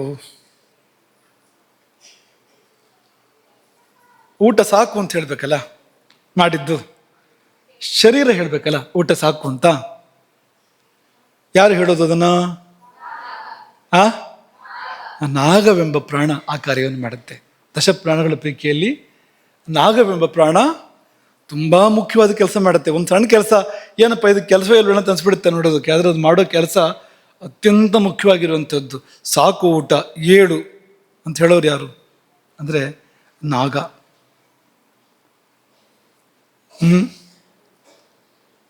ಅದು ಹಡೆ ಬಿಚ್ಚುತ್ತೆ ಅಷ್ಟೊತ್ತಿಗೆ. ನೀವು ಅದನ್ನು ಬಡಿದು ಕೂರಿಸಿ ಪುನಃ ಶುರು ಮಾಡಿದರೆ ಪಾಪ ಏನು ಮಾಡುತ್ತೆ ಅದು ನಾಗ. ಅದು ಹಾಗೆ ಆಗ್ತಾ ಇರೋಂಥದ್ದು. ಈಗ ಅದು ನಾಗ ಸಾಕು ಅಂತ ಹೇಳೋದು, ನಾವು ಬೇಕು ಅಂತ ಹೇಳೋದು, ಇದೇ ಆಗ್ತಾ ಇರುವಂಥದ್ದು. ನೀವು ಎಷ್ಟು ಜನ ತೇಗ ಬಂದ ತಕ್ಷಣ ಹೇಳ್ತೀರಿ ಅಂತ, ತೇಗ ಬಂದ ಕೂಡಲೇ ನಿಲ್ಲಿಸ್ತೀರಿ ಊಟವನ್ನು ಅಲ್ಲಿಗೆ ನಿಲ್ಲಿಸ್ಬೇಕು. ಯಾವಾಗ ತೇಗು ಬಂತೋ ಊಟವನ್ನು ಅಲ್ಲಿಗೆ ನಿಲ್ಲಿಸ್ಬೇಕು ಅಂತ ಶರೀರ ಹೇಳ್ತಾ ಇರುವಂಥದ್ದು, ಪ್ರಾಣಗಳು ಹೇಳ್ತಾ ಇರುವಂಥದ್ದು. ಈ ಶರೀರದಲ್ಲೊಂದು ವ್ಯವಸ್ಥೆ ಇದೆ, ಅದು ಹೇಳುವಂಥದ್ದು ಅಲ್ವಾ. ತಾನಾಗಿ ಒಂದು ವ್ಯವಸ್ಥೆ ಇದೆ, ಒಂದು ಸೂಚನಾ ವ್ಯವಸ್ಥೆ ಇದೆ. ಎಲ್ಲೊಂದು ಸಾಕು ನಿಲ್ಲಿಸು, ಇನ್ನು ತಗೊಂಡ್ರೆ ಕಷ್ಟ ಆಗತ್ತೆ ಅಂತ ಒಳಗಿರುವ ಅಲ್ಲಿ ಒಂದು ಜಾಗ ತುಂಬ್ತಾ ಇರೋ ಹಾಗೇನೆ, ಒಳಗಡೆಗೆ ಒಂದು ಮಟ್ಟಕ್ಕೆ ತುಂಬ್ತಾ ಇರೋ ಹಾಗೇನೆ ಅಲ್ಲಿರುವ ಪ್ರಾಣ ಇದೆಯಲ್ಲ, ಗಾಳಿ ಹೊರಗೆ ಬರುತ್ತೆ. ಅದು ಹೊರಗೆ ಬರುವಾಗ ನಿಲ್ಲಿಸಿಯೇ ಬಿಡಬೇಕು, ಮತ್ತೆ ಮುಂದುವರಿಸ್ಬಾರ್ದು ಯಾವುದೇ ಕಾರಣಕ್ಕೂ. ಈ ವ್ಯವಸ್ಥೆಯನ್ನು ಹಾಳು ಮಾಡ್ಕೋಬಾರ್ದು. ನೀವು ತೇಗ ಬಂದ ಮೇಲೆ ಊಟ ಮಾಡ್ತಾ ಇದ್ರೆ ಆಮೇಲೆ ಅದು ಸೂಚನೆ ಕೊಡೋದು ನಿಲ್ಲಿಸುತ್ತೆ. ಅದು ಅಥವಾ ಏನೇನೋ ಯಾವ್ಯಾವಾಗಲೂ ಸೂಚನೆ ಕೊಡುತ್ತೆ, ಸರಿಯಾಗಿ ಕೊಡೋದಿಲ್ಲ. ಆಮೇಲೆ ಅದು ಸರಿಯಾಗಿ ಕೊಡಬೇಕು ಅಂದರೆ ನೀವು ತಗೋಬೇಕು ಅದನ್ನು. ನೀವು ಹಾಡಿದ್ದನ್ನು ಕೇಳ್ತಾ ಇದ್ದರೆ ಹಾಡೋ ಮನಸ್ಸು ಬರುತ್ತೆ, ಹಾಡೋರಿಗೆ ಮಾತಾಡೋದನ್ನು ಕೇಳ್ತಾ ಇದ್ರೆ ಮಾತಾಡೋ ಮನಸ್ಸು ಬರುತ್ತೆ. ಕೇಳದೆ ಹೋದರೆ ಅವ್ರು ಇಲ್ಲಿ ತನಕ ಮಾತಾಡ್ತಾರೆ, ಇಲ್ಲಿ ತನಕ ಹಾಡ್ತಾರೆ. ಅಥವಾ ಮನೇಲಿ ಹಿರಿಯರು ಬುದ್ಧಿ ಹೇಳ್ತಾ ಇರ್ತಾರೆ, ಮಾಡು ಮಾಡಬೇಡ ಅಂತೆಲ್ಲ. ಕೇಳದೆ ಹೋದ್ರೆ ಇಲ್ಲಿ ತನಕ ಹೇಳ್ತಾರೆ ಅವರು. ಒಂದು ದಿವಸ ನಿಲ್ಲಿಸ್ತಾರೆ, ಏನಾದ್ರು ಮಾಡ್ಕೊ, ನೀನು ಹಣೆ ಬರ, ನಿನ್ನ ಕರ್ಮ ಇದು ಅದನ್ನೇ ಮಾಡುತ್ತೆ ನಾಗ. ನಿನ್ನ ಕರ್ಮ ಅಂತ ಏನಾದ್ರು ಮಾಡ್ಕೊ, ಹಾಳಾಗಿ ಹೋಗು ಅಂತ. ಶಾಪ ಹಾಕೋದಲ್ಲ ಅದು, ಮುಂದಾಗತ್ತೆ ಅದು ಅಂತ. ಹಾಳಾಗಿ ಹೋಗ್ತಾನೆ ಅವನು. ದೇಹ ಹಾಳಾಗಿ ಹೋಗುತ್ತೆ, ಮನಸ್ಸು ಹಾಳಾಗಿ ಹೋಗುತ್ತೆ ಊಟ ಜಾಸ್ತಿ ಆದಾಗ. ತುಂಬ ದೊಡ್ಡ ದೋಷ ಅದು. ಹಾಗಾಗಿ ಪರ್ಯಾಪ್ತಿಯ ನೈಸರ್ಗಿಕ ಸಂಕೇತ. ಜಠರದಲ್ಲಿ ಜೀರ್ಣಕ್ರಿಯೆ ವೇಳೆ ಉತ್ಪತ್ತಿಯಾಗುವಂಥ ಅನಿಲವನ್ನು ಮೇಲ್ಮುಖವಾಗಿ ಹೊರಹಾಕಿ ಹೊಟ್ಟೆಯ ಒತ್ತಡವನ್ನು ಸಮತೋಲನದಲ್ಲಿಡುವಂಥ ವ್ಯವಸ್ಥೆ ಅದು. ಆ ಒತ್ತಡ ಎಷ್ಟು ಬೇಕೋ ಅಷ್ಟೇ ಇರಬೇಕು. ಹಾಗಾಗಿ ಒಂದು ಕಡೆಯಿಂದ ಅದು, ಇನ್ನೊಂದು ಕಡೆಯಿಂದ ಸೂಚನೆ ಅಂತ, ಸಾಕು ಅಂತ, ಮುಗಿತು ಅಂತ. ಹಾಗಾಗಿ ಇಂಥದ್ದೊಂದು ಅದ್ಭುತ ವ್ಯವಸ್ಥೆ ನಮ್ಮೊಳಗಿದೆ. ನಾವು ಅದನ್ನು ಚೆನ್ನಾಗಿ ಇಟ್ಕೊಳ್ಬೇಕು. ಒಂದೊಂದು ವಿಷಯವೂ ತುಂಬ ಮುಖ್ಯವಾಗಿರುವಂಥದ್ದು. ನಿಮಗೆ ಲಾಲಾರಸದ ಬಗ್ಗೆ ಹೇಳಿದ್ವು. ನೀವು ಕಚ್ಚುವಾಗ ಆಗೋದೇನು, ಆಹಾರಕ್ಕೆ ಲಾಲಾರಸ ಸಂಸರ್ಗ ಆಗುತ್ತೆ ಅಲ್ವಾ ಕಚ್ಚುವಾಗ. ಅದನ್ನು ಬೇರೆಯವ್ರಿಗೆ ಕೊಡಬಾರ್ದು. ಯಾಕೆಂದರೆ ಆ ಲಾಲಾರಸ ಅದು ಅಲ್ಲಿಗೆ ಏನು ಬೇಕು, ಆ ದೇಹಕ್ಕೆ ಏನು ಬೇಕೋ ಆ ವ್ಯವಸ್ಥೆ ಹೊತ್ಕೊಂಡು ಬಂದಿದೆ. ಅದು ಅಲ್ಲಿ ಕರ್ಮಗಳು, ಅಲ್ಲಿ ಪುಣ್ಯ ಪಾಪಗಳು, ಅಲ್ಲಿ ಹಿಂದಿನ ಅವಸ್ಥೆಗಳು, ಮುಂದಿನ ಅವಸ್ಥೆಗಳು, ಅಲ್ಲಿ ಏನಾಗಬೇಕು ಅದೆಲ್ಲ ಇಟ್ಕೊಂಡು ಬಂದಿರೋಂಥದ್ದು ಇನ್ನೊಬ್ರಿಗೆ ಅನುಕೂಲ ಆಗೋದಿಲ್ಲ. ಅದು ಇನ್ನೊಬ್ರಿಗೆ ಯಾವ ಕಾರಣಕ್ಕೂ ಅನುಕೂಲ ಆಗೋದಿಲ್ಲ. ಅದು ಹೋದರೆ ತಪ್ಪು ಸಂಕೇತ ಕೊಡುತ್ತೆ ಅದು ಅಂತ, ಆ ಕಡೆಗೆ ಅಂತ.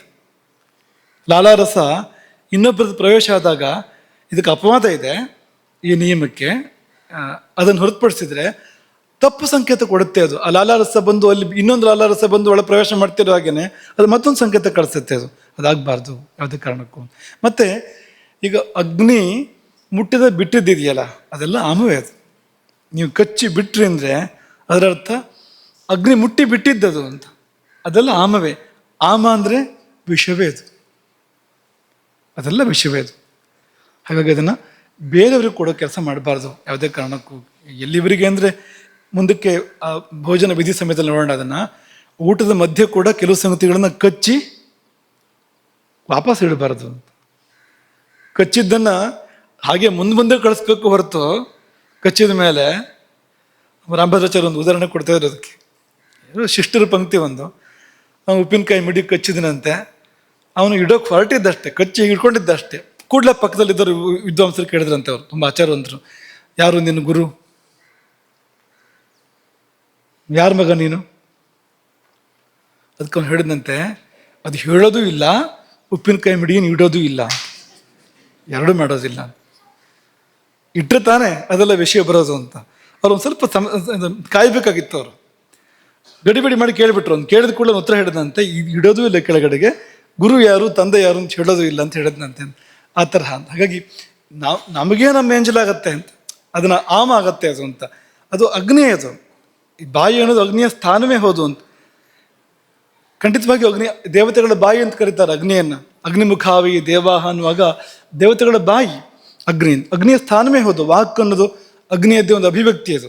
ಹಾಗಾಗಿ ಒಂದ್ಸಾರಿ ಕಚ್ಚಿದ ಮೇಲೆ ಮತ್ತಿಟ್ರೆ ಅದು ನಮ್ಮ ಎಂಜಲು ನಮಗೆ, ಅಥವಾ ಆಮ ಅನ್ನೋ ದೋಷ ಅದಕ್ಕೆ ಬಂದೇ ಬಿಡುತ್ತೆ ಕೂಡಲೇ. ಮಾಡಬಾರ್ದು ಅದನ್ನ ಅಂತ ಹೇಳ್ತಾರೆ. ಕಚ್ಚಿದ್ರೆ ತಿನ್ನು, ಇಡಬೇಡ ಮತ್ತೆ. ಇದನ್ನೆಲ್ಲ ಯಾರು ಮಾಡ್ತೀರಿ? ಎಷ್ಟು ಮಂದಿ ಮಾಡ್ತಾ ಇದ್ದೀರಿ ಇದನ್ನು? ಮಾಡಬೇಕಿದನ್ನು ಮಾಡಿದರೆ ಸರಿಯಾಗುವಂಥದ್ದು. ಇದಿಷ್ಟೆಲ್ಲ ಕೊಟ್ಟ ಕೊನೆಯಲ್ಲಿ ಒಂದು ಮಾತು ಏನಂದರೆ, ಒಂದು ವಾಕ್ಯ ಹೇಳಿ ಇದನ್ನು ನಿಲ್ಲಿಸೋಣ. ಇಷ್ಟು ಮಾತ್ರ ಅಲ್ಲದೆ ಊಟದಲ್ಲಿ ಉಸಿರಾಟದ ದೊಡ್ಡ ಪಾತ್ರವಿದೆ. ಪಂಚಪ್ರಾಣಗಳನ್ನು ಗಮನಿಸಿದ್ರೆ ನೀವೇನು ಮಾಡ್ತವೆ? ಒಂದು ಊಟ ಮಾಡುವಾಗ ತುತ್ತು ಒಳಗೆ ಹೋಗೋದ್ರಿಂದ ಆರಂಭ ಮಾಡಿ ಹೊರಗೆ ಹೋಗೋ ತನಕ ಅವು ಹೇಗೆ ಕಾರ್ಯನಿರ್ವಹಿಸ್ತೇವೆ ಅನ್ನೋದು ನೋಡಿದ್ರೆ ನೀವೀಗ. ಇಷ್ಟೂ ಪ್ರಾಣಗಳನ್ನು ಅವಲಂಬಿಸ್ಕೊಂಡಿದೆಯಲ್ಲ ಊಟ ಅಂತ ಅನ್ನೋದು. ಈ ಪ್ರಾಣಗಳು ಉಸಿರಾಟವನ್ನು ಅವಲಂಬಿಸ್ಕೊಂಡಿದ್ದಾವೆ. ಈ ಉಸಿರಾಟ ಸರಿ ಮಾಡಿದರೆ ಎಲ್ಲ ಸರಿ ಮಾಡೋಕ್ಕೆ ಸಾಧ್ಯ ಇದೆ. ಶ್ವಾಸೋಚ್ಛ್ವಾಸ ಇದನ್ನು ಸರಿಪಡಿಸಿದರೆ ಅದರ ಮೂಲಕ ಎಲ್ಲವನ್ನು, ಇಡೀ ವ್ಯವಸ್ಥೆಯನ್ನು ಕೂಡ ಸರಿಪಡಿಸೋಕ್ಕೆ ಸಾಧ್ಯ ಇದೆ. ಅಥವಾ ಆ ಕಡೆಯಿಂದ ಬರೋದಾದರೆ ವ್ಯವಸ್ಥೆ ಕೆಟ್ಟು ಹೋದರೆ ಉಸಿರಾಟದ ಮೂಲಕ ಗುರುತಿಸ್ಬೋದು ಅದನ್ನು. ಉಸಿರಾಟದ ಲೋಪದೋಷಗಳ ಮೂಲಕವಾಗಿ ಒಳಗೆ ಪ್ರಾಣಗಳಲ್ಲಿ ಏನು ಏರ್ಪೇರಾಗಿದೆ ಅದನ್ನು ಗುರುತಿಸ್ಬೋದು. ಅದರ ಮೂಲಕ ಮತ್ತೇನಾಗಿದೆ ಅನ್ನೋದನ್ನು ಕೂಡ ಗುರುತಿಸ್ಬೋದು ಕುಶಲನ ಆದರೆ. ಹಾಗಾಗಿ ಊಟಕ್ಕೂ ಉಸಿರಾಟಕ್ಕೂ ಅವಿನಾಭಾವ ಸಂಬಂಧ ಇದೆ. ಸರಿಪಡಿಸ್ಬೇಕು, ಉಸಿರಾಟವನ್ನು ಸರಿಪಡಿಸ್ಬೇಕು. ಸರಿಪಡಿಸಿದಾಗ ಜೀವನ ಅಂತಲೇ ಹೆಸರು. ಜೀವ ಪ್ರಾಣಧಾರಣೆ, ಜೀವನ ಅಂದರೂ ಉಸಿರಾಟ ಅಂದರೂ ಕೂಡ ಒಂದೇ ಅಂತ. ಹಾಗಾಗಿ ಅದನ್ನು ಸರಿ ಮಾಡಿದಾಗ ಜೀವನವೇ ಸರಿಯಾಗೋಕ್ಕೆ ಸಾಧ್ಯ ಇದೆ. ಹೇಗೆ ಅಂದರೆ ಹಲವು ರೀತಿಯಲ್ಲಿ ಹೇಳ್ಬೋದು. ಒಂದು, ಇದು ಅಗ್ನಿ ಸರಿಯಾಗತ್ತೆ, ಪ್ರಾಣಗಳು ಸರಿಯಾಗ್ತವೆ, ಅಗ್ನಿ ಸರಿಯಾಗತ್ತೆ, ಊಟ ಸರಿಯಾಗತ್ತೆ, ತನ್ಮೂಲಕ ಎಲ್ಲವೂ ಸರಿಯಾಗತ್ತೆ. ಇಷ್ಟನ್ನು ಇವತ್ತಿನ ಭಾಗವಾಗಿಟ್ಕೊಳ್ಳೋಣ. ನಾಳೆ ಮುಂದುವರಿಸೋಣ. ಇಷ್ಟೆಲ್ಲ ಪಾತ್ರ ಇದೆ ಅಗ್ನಿಯದ್ದು. ಒಂದು ಹಸಿವು ಅಂದ್ಬಿಟ್ರೆ ಆಗೋಯ್ತಾ? 2 ಭಾಗ ಮಾಡಿಕೊಂಡ್ರೆ ಈ ಅನ್ನಂ ಬ್ರಹ್ಮ ಪ್ರವಚನ ಸರಣಿಯನ್ನು ಹಸಿವು ಮತ್ತು ಊಟ ಅಂತ 2 ಭಾಗ ಮಾಡಿಕೊಂಡ್ರೆ ಹಸಿವು ಅನ್ನೋ ಭಾಗ ನಡೀತಾ ಇರುವಂಥದ್ದು. ಈ ಹಸಿವು ಅನ್ನೋದು ಕೇವಲ ಒಂದು ಚಿಕ್ಕ ಅನುಭೂತಿ ಮಾತ್ರ. ಅದರ ಹಿಂದೆ ಮುಂದೆ ಇಷ್ಟು ವ್ಯವಸ್ಥೆಗಳಿದೆ. ಇದೆಲ್ಲವನ್ನು ಹೊಂದ್ಕೊಂಡು ಹಸಿವಿದೆ. ಹಸಿವಿನ ಮೂಲಕ ಇದೆಲ್ಲವನ್ನು ತಿಳಿಬೋದು. ಇದೆಲ್ಲ ಸರಿಯಾಗಿ ಇಟ್ಕೊಂಡಾಗ, ವ್ಯವಸ್ಥಿತವಾಗಿ ಇಟ್ಕೊಂಡಾಗ ಜೀವನ ವ್ಯವಸ್ಥಿತವಾಗಿ ಆಗುತ್ತೆ ಅನ್ನೋದನ್ನು ಮನಸ್ಸಿಗೆ ತಗೊಳ್ಳೋಣ. ಹರೇ ರಾಮ. ಗೋಕರ್ಣ ಮಂಡಲಾಧೀಶ್ವರ ಶ್ರೀಮದ್ ಜಗದ್ಗುರು ಶಂಕರಾಚಾರ್ಯ ಶ್ರೀ ಶ್ರೀ ರಾಘವೇಶ್ವರ ಭಾರತೀ ಸ್ವಾಮಿ ಮಹಾರಾಜ್ ಕೀ